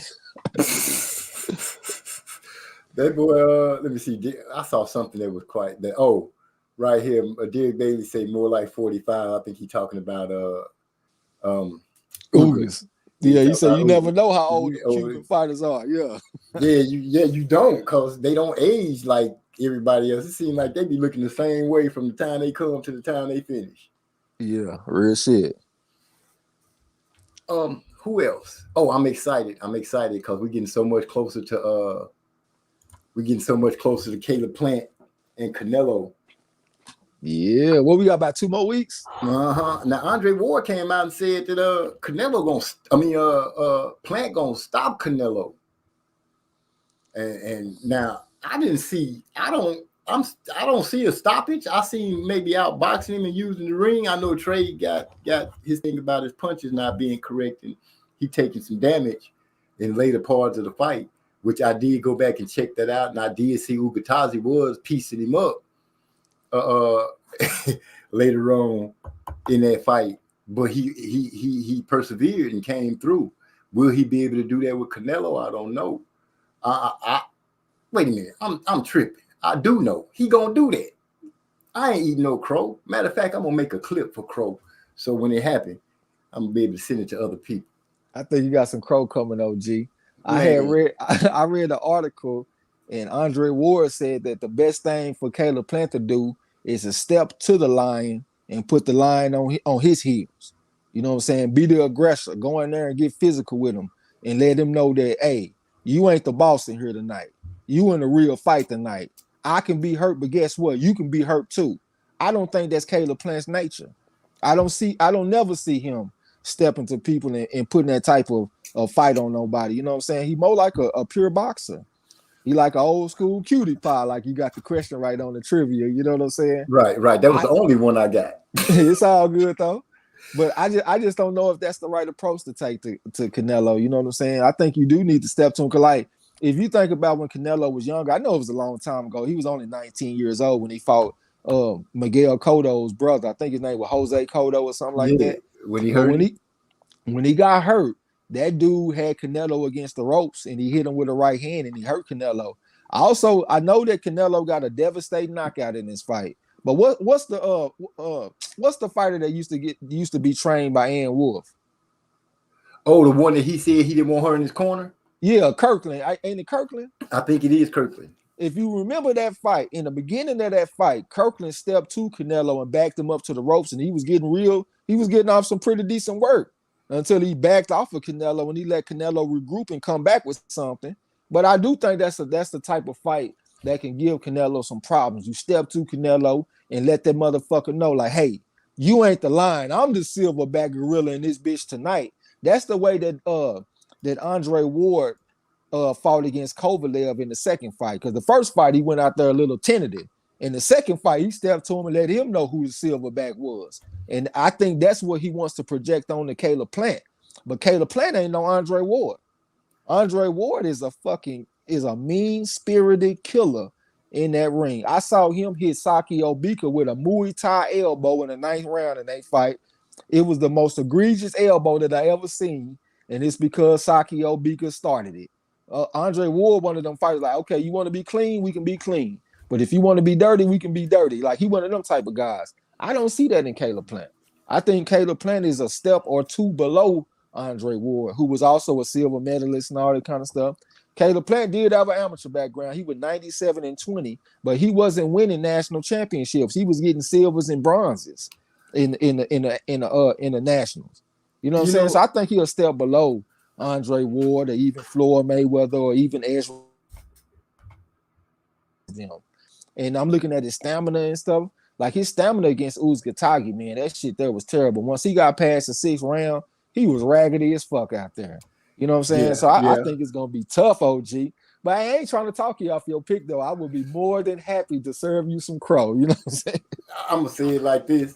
Oh man, what's up? Warzone in the house. My dudes at MG Talks Boxing and Trix. Salute Warzone. To you too. I'm glad he came through because I've been waiting for him to come through. I wanted to hit him with a wrench some time ago, but I hadn't seen his name. Cypher Supreme say Cinnamon gonna eat extra beef for that fight. Extra you know what beef. I mean? Now I'm gonna tell you what I'm looking at with Caleb Plant.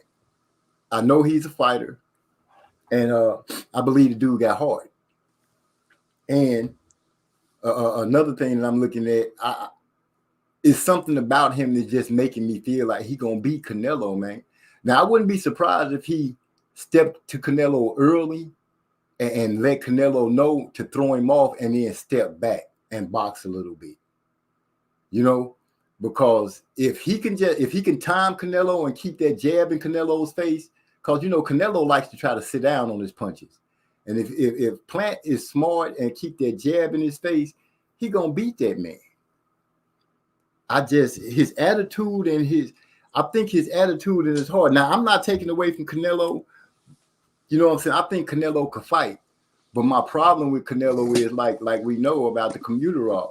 I can't get past that. I don't know how many fights he won with that in his system, and I don't know how good he would be without that in his system because I don't know if he's still getting away with it or not. And when it comes to cheating in boxing, that's how I look at it because somebody came to me about because I spoke on Canelo. I can't remember who it was. They weren't disrespectful or nothing, but they was like, but don't Canelo deserve another chance like people who go to jail? I'm like, well, people go to jail. You know, they went to jail and did the time. That when they get out, that's their other chance. But when boxers cheat and they come up with an excuse like, "Oh, it was something I ate or something I drank," and just instead of saying, "Man, I fucked up," I'm sorry. That's letting me know right there that you still trying to get away with it. But that's just me and how I think. Oh, but let me tell you something though, man. One thing that stand out about Canelo is like I watch a lot of boxing, man. Like, and I done been around boxing. I have never seen a Mexican that's built like Canelo. Ever. I done been in gyms. I'm talking all over the DFW area. You know what I'm saying? I'm in Texas, so it's a lot of Mexicans here. And most of the gyms are predominantly Mexican. I have never seen a Mexican that's built like Canelo with six-pack abs and all these fast twitch muscle fibers. Most of the time, Mexicans have slow twitch muscles. Like if you look at the great Mexican fighters, most of them don't have any muscles. Like look at the way Oscar De La Hoya was building, Julio Cesar Chavez. Look at the way he was built, and a lot of the Mexican fighters, Eric Morales, Marco Antonio Barrera. Ain't none of them fighters have no muscles. Marquez got some muscle later on when he got enhanced, but for the most part, he didn't have no muscles. Canelo was built down there like me. That motherfucker down there cut up as me. You know what I'm saying? And that just always stood out to me. So that made me think like, hey man, this dude, he got to be enhanced on something because I have never seen a Mexican like him. I ain't trying to be racist. I'm just saying, like if like all the races got their characteristics of their race, and for the most part, Mexicans don't have fast twitch muscles. They don't have them rocked up looking muscles the way Canelo does. Right. So that do make me think that motherfucker enhanced. And when I go back and I look at his earlier fights, he was not cut up the way he cut up today. You know what I'm saying? He looked like a total different guy. They usually had those smooth, hard muscles.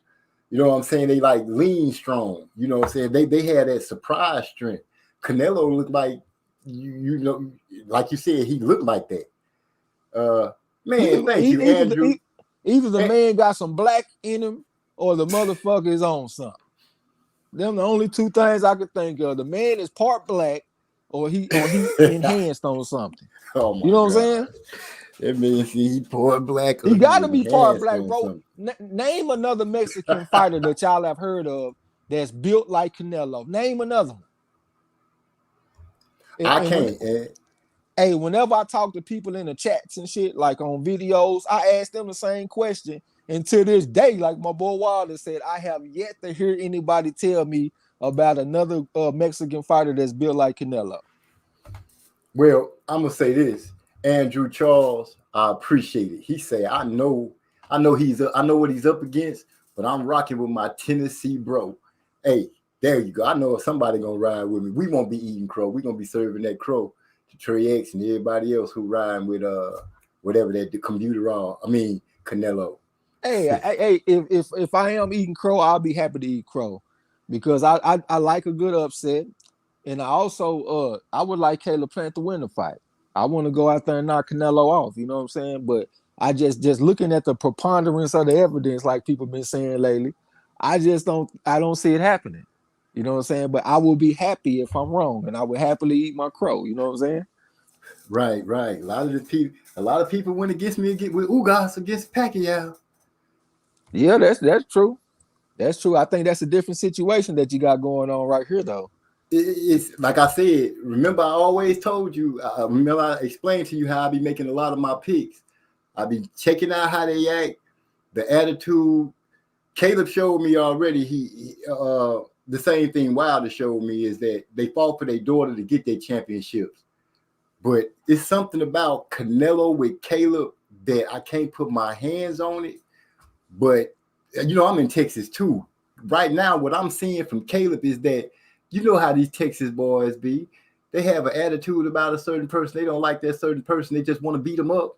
And you might be saying, man, you can't beat that dude. But when they get into it, they beat them up. That's what I'm seeing with Caleb, man. It's the way he talking and the way he acting. And I'm seeing Canelo getting aggravated. You know what I'm saying? People not speaking on that, but this white boy has got this Mexican dude upset. I mean, but think about it, OG. If you at the dice game and you got crooked dice and this another motherfucker talking about, hey man, that dude got loaded dice, you gonna be mad too. This motherfucker, Caleb Plant is calling out the crooked dice. Mm-hmm. Canelo said, hey, if you ain't cheating, you ain't trying. And he also said that square fighting is for suckers. Fuck that. Give me that needle or whatever. Give me them pills or give me that topical ointment or whatever that motherfucker on. You know what I'm saying? Hey, don't be calling me out when I got to load the dice at the dice game, goddamn. Well, I got a feeling that Caleb finna make him take the loaded dice home. That's what I think's gonna happen. I think Caleb is finna make him take the loaded dice home. I'm riding with Plant. I got a feeling about Plant, and everybody's riding with Warzone, sweet hands all day. Let's go. That's what I'm talking about, man. That's what I'm talking about. What the people is riding with MZ tonight? Canelo isn't really boxing any better since Floyd, but his power has gone way up. This is by Andrew Charles, and you know what? I have to say his movement has gotten better. You know what I'm saying? He's perfected that little dipsy do thing that he does and flips into the little shoulder roll. He copied a lot off of Floyd, and he's using it to his advantage against these fighters, but he's not testing it. He's not testing it against what I guess we would all consider top fighters, unless he catch him with a catch weight or catch him fresh off of a fight or catch him after they've been sitting down for a while. I've noticed this dude is calculated when it comes to picking his fighters and who he wants to fight by the way he acts and what he does. Caleb Plant also brought out the fact that he was like, we ain't been body tested yet. We could have been getting body tested a long time ago, but this man here playing don't want to sign, pointing at the issue that he trying to cycle off. I could be wrong, but that's what I'm reading from Caleb Plant. This dude is calling this cheater out, and he pretty much saying, why is boxing allowing him to be shining like this, knowing that this dude ain't that. So with him calling all that out, I'm like, dude, if you're gonna call all that out, you got to know you're gonna beat this man. You got to know you're gonna beat him. So I just get a fake. You know, if he go, because most likely it's gonna go to the cards. You know what I'm saying? Like if Caleb Plant is to win this fight, I don't really see him stopping Canelo. So it most likely to go to the cards. And I just hope that the man get a first shake. You know what I'm saying? I want the right man to win the fight. Like the best man win. I don't want him to get cheated. I don't want it to be no robbery. I just want a first shake. You know what I'm saying? I'm gonna say something. I'm gonna say something that ain't gonna that's gonna be kind of wrong, and then I'm gonna drop hot shit on him and be gone. But what Plant should do is call Tyson Fury and ask him how to do that pivot so he could punch him in the ear. Yeah. It's your one and only RA Productions music. Another collaboration. OP, MZ. Y'all ready? We about to drop it right here, brothers. All we do is drop that hot shit. Yeah, we coming through. Let it come up out the pockets, cause the wind is due. And if you really wanna hold it down, the representative crew, honk your horns to the times drop. Let them know how we do. I hear them niggas out here plotting on me. Y'all know what it do. Them bitches that be riding with them, they can get it too. Hit that horn 2 times for them, but you ain't Debbie Miles. Got you running to Dr. Lee, screaming they changing up the style. Make it hard for you to breathe and everybody on your late. This hit that gangster movie with Nino stuck into the table. Master Rod hooked the track on you, OB dropped the hook. And summons DMZ to come and leave you niggas shook. Like when you found out the Pac died, Biggie got shot. George Floyd died underneath that car. It's been a minute since I reached out. Speak about anything banging on the track, make it bleed out. I make a marble when I come through. Walk into the booth with a verse that'll cut through the whole crew. Now they reaching for their pens, rewriting their verses, calling their partners. The MC is back. All we do is drop that hot shit.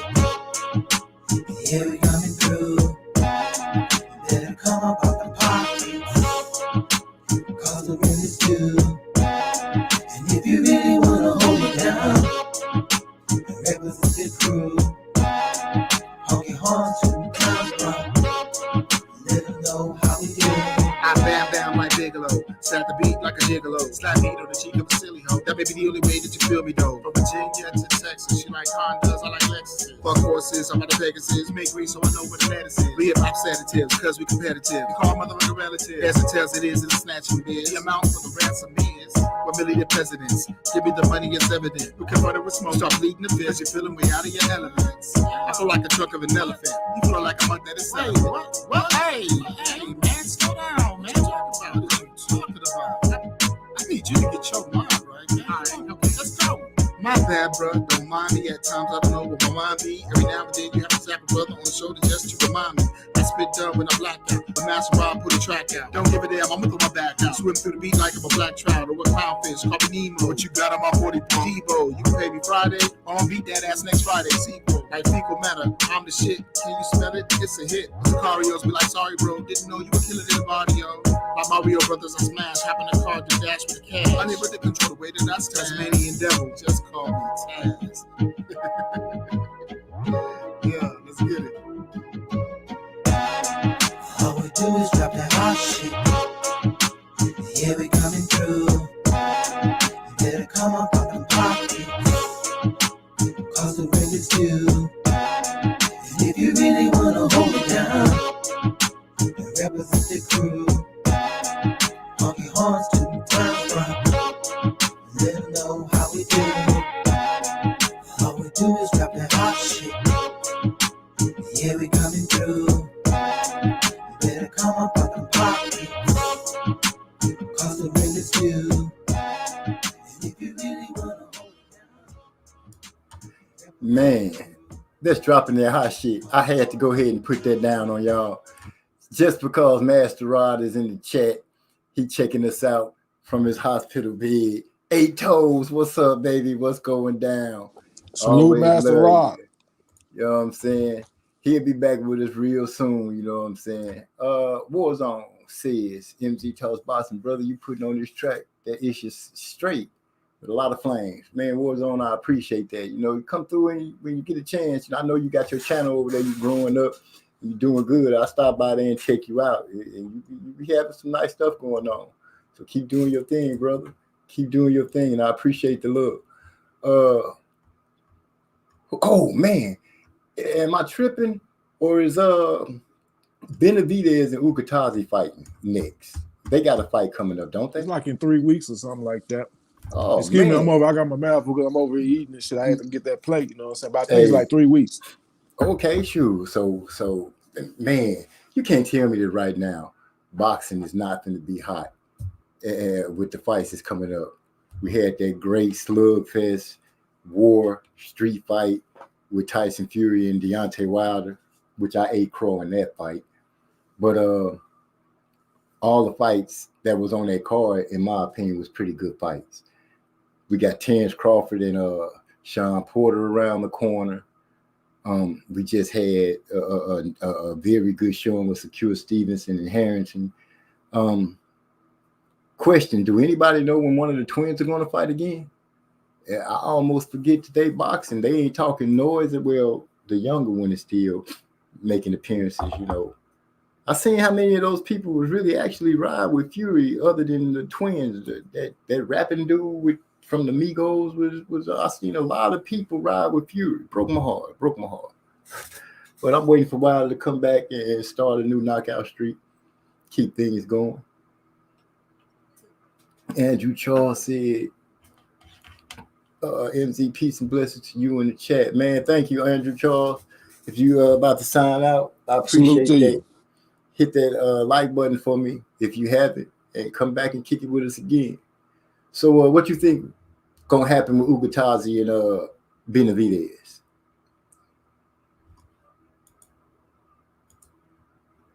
If you talking to me, I had to start fucking up this plate, OG. I don't want to talk too much. Keep doing your thing then. I got Derek Bailey in the house. I got Warzone, Cypher Supreme, D-Lo. Y'all let me know what's gonna pop off, what y'all think gonna pop off. Benavidez over Ukatazi. Or Ukatazi over Benavidez. I know Benavidez, he a tough dude. The only only problem I have with the way he fight is he stay in that high guard. You know what I'm saying? Walk forward. He kind of do like what's that dude? Jerry Hurd Smith, Swift Jerry Hurd. Just coming toward you behind the high guard. So who is this? We got D'Lo 404 said Benavidez in a unanimous decision. Benavidez would probably stop him. I got Benavidez. D'Lo, Derek Baby, and Cypher Supreme TV all going with Benavidez. I'm gonna go and do some research on Ugataji. Not saying that I'm thinking Ugataji gonna win or cause any problems, but I know he ain't no buster. But like everybody's saying, Benavidez, like I said, the only flaw I don't like is that high guard, but he let his hands go. He will let his hands go. He stand up straight too, so you can hit him with like overhand right type punches. But it seems like the book on him is you can outbox him like the way Anthony Durrell was doing, but it's real hard to outfight him. You know what I'm saying? So you can outbox him, but I don't know about outfighting him. So I think he got a chance to go out there and stop Uzcategui. Yeah, because he's not a boxer at all. Not from what I've seen of Uzcategui. But yeah, I'm going with Benavidez because he throw the straighter punches. He do let his hands go, and he's strong. His ass is strong. So Uzcategui get caught with something that days him, Benavidez will finish him. So I'm gonna go with Benavidez. I'll say about round. I don't usually call it round, but I'm gonna say about round 8. He'd be caught up with it. His steady, constant pressure, I think, will wear down on Uzcategui and open him up for something big and get him put down. Plus, Benavidez got hand speed. I think he got the faster hands than Uzcategui. Yeah, I didn't mention that, did I? No, I didn't mention that. But yeah, he do let go about. He do a rapid fire of about 4 or 5 punches. You know, he doesn't throw the conventional 1, 2, 3. He'll go 4 or 5 and sometimes 6 on you. And that's something I like that I wish a lot of other fighters would do. Like the fighter that was fighting Devin Haney, when he caught Devin with a odd number combination, he threw 5 punches. Yeah, when he threw an extra couple of numbers and Devin thought the combination was over and he stood up into a punch. He caught a lot of hell from that. But I was like, shit, he finished the round, made it back to his corner and came out and finished the job. So that's what you expect the boxer to do.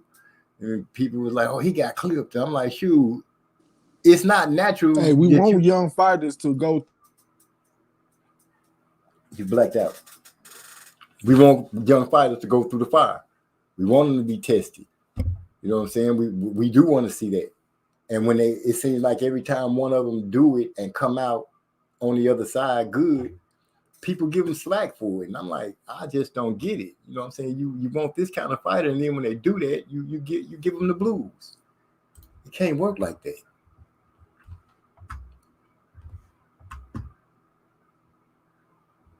Benavidez knockout under 4 rounds. Warzone. Oh man, Warzone say he's gonna knock him out in 4. I know he's strong, and I know I won't even put it past him that he could do it. But I'm gonna say 8. I'm gonna stick with my 8. Benavidez and 8. I was thinking 9. I got a little bit. I got too much respect for Uzcategui's toughness and chin to think that he'll be stopped in 3 rounds. You know what I'm saying? But hey, I ain't mad at your pick though, Warzone. We'll see. Yeah, I just think that as good as his chin is, he won't be able to take a continuous onslaught of those punches, man. Unless Benavidez break his hand or something, he gonna put him away in 8 rounds. He gonna put him away in 8 rounds. And then I'll be cheering for that. And then I'm just licking my chops. I can't get Plant and Canelo out of my mind. Even though all these other fights, Shakur Stevenson and Harrington took my mind off of it for a little while. But right after their fight was over and I fell asleep because I had been drinking some wine. I had combed out. I didn't wake up till the next evening. But when I woke up and started thinking about boxing, I started thinking about how Plant gonna become the first, middleweight. He's gonna be the first one in that division, undisputed, and people gonna be mad. People gonna be crying foul and all kind of stuff. But I think I'm holding my glass up. Nah, Caleb Plant gonna do this, man. Man, I'm just saying, this dude is gonna put these hands on Canelo. And people gonna be tripping, and I'm gonna be saying, man, I told you, this boy Canelo was gonna get his hands put on him. Terence Crawford. Canelo was talking with some sense going into the fight. I saw him do an interview, and he said he felt like the beginning of the fight is going to be tough because he feel like Caleb Plant is a good fighter, a good boxer. He got good hand speed, but he said he feel like he going to get he going to get Caleb Plant in like 9 or 10 rounds. So to me, that don't sound like a guy that's coming in big-headed or coming in delusional. It seemed like he know exactly what he got in front of him. You know what I'm saying? So I think Canelo was going into the fight with the right mentality. Go in there and get beat up. That's what's gonna happen. You're gonna go in there and get beat up, and I'm gonna be happy about it. You see, I hope they don't pull it. Or you think they're gonna cheat Plant? They better not. Yeah, you hope they don't pull a Consacao Valdez on Plant, man. I picked Consacao over Valdez. So Constance 405 and 15, and he was the first Brazilian fighter to win an Olympic gold medal. He 5'10 and a half, and they was fighting at 130, and I just knew I had me a good pick. They had him as like a 20-1 underdog against Valdez, and they went out there and gave Valdez that fight, and Consacao went out there and put hands on Valdez. Well, if Caleb go out there and put hands on that man, and they still give him the belt, I'll be tripping. But I know that Caleb put their hands on him. And Caleb gonna whoop that boy, man. He gonna beat him good. He gonna beat him where everybody gonna say, damn, he beat Canelo. And then that's what it is. And when he's saying that, I'm gonna drop Always Be Gangster.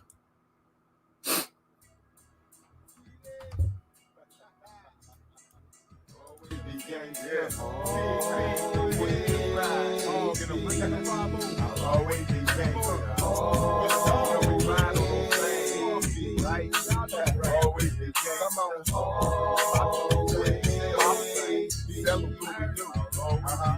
I was born off in DI, backyard of the Shy.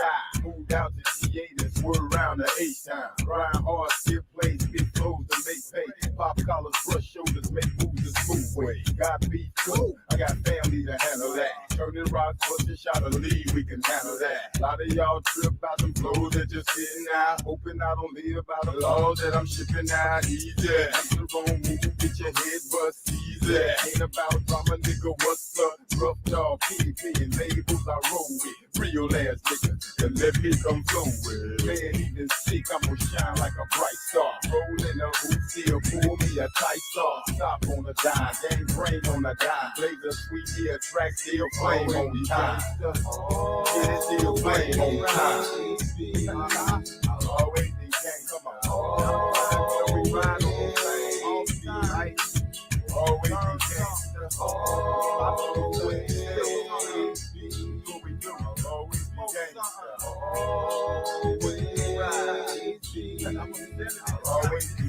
I don't chase after hoes, I'd rather chase tracks. You spend more money like that, make money like that. If you're scared, you don't get paid, and a broke nigga don't get laid. Unless she a whole damn thing, man. I ain't come to make friends, I just come to stack in your shadow, stand in your face with that fake ass grin. I'm gonna keep dipping grain, blazing up sweet, watching twins as they fall as I creep through the streets, maintain in the street, push weed, plus sex, plus head in the street. 20 inches you roll on, eyes but I hold on. You cross the line, I'ma be the one to roll. Bumping face in the deck, shoulda showed some respect. I'ma leave you with your life, but you won't see shit. Plus you can't hear shit. I ain't worried about a payback, cause they can't move shit. I ain't worried about a payback, cause they can't move shit. I'll always be gangsta. Always be gangsta. I'm the type of out there, always shoot out.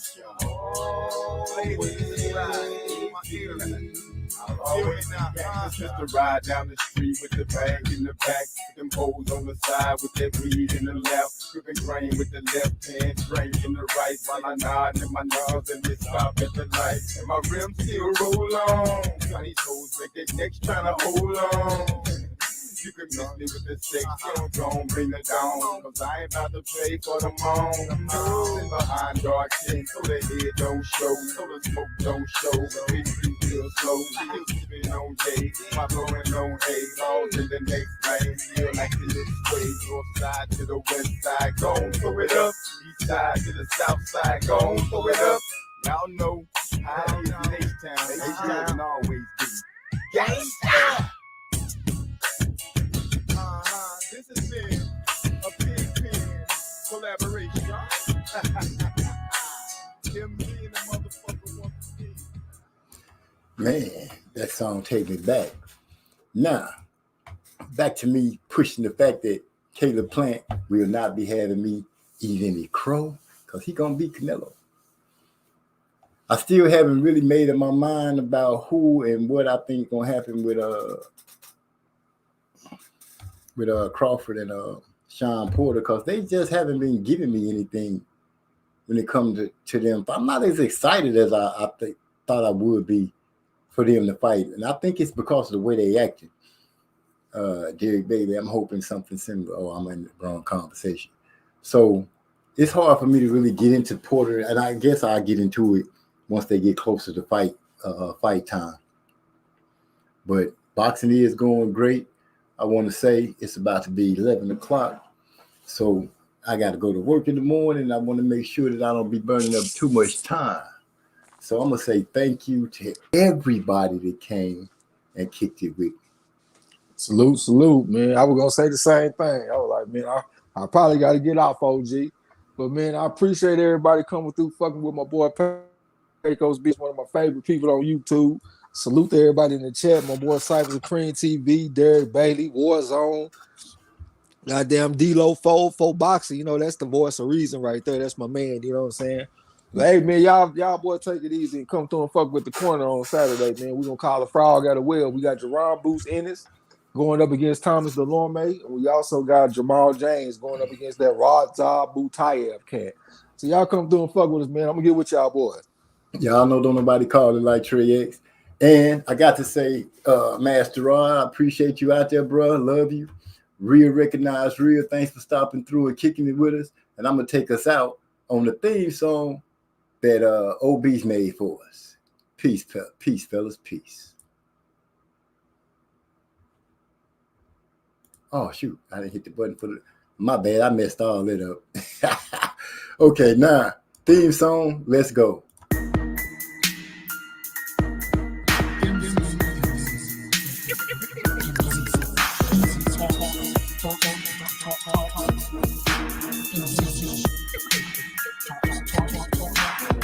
Let me make this abundantly clear.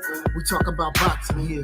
My opinion is winning, but if you ain't feeling, you're good on your boxing. Yeah, it's minnow headshot sting. So do these body blows that I bring. You wanted the big step to the ring. Let's go to the toe to the final bell ring. MZ Talks Boxing. Yeah. With that said, peace and blessings to one and all. Catch up with me next Tuesday around 8:30, and we'll do it again. Peace. MZ up out of here.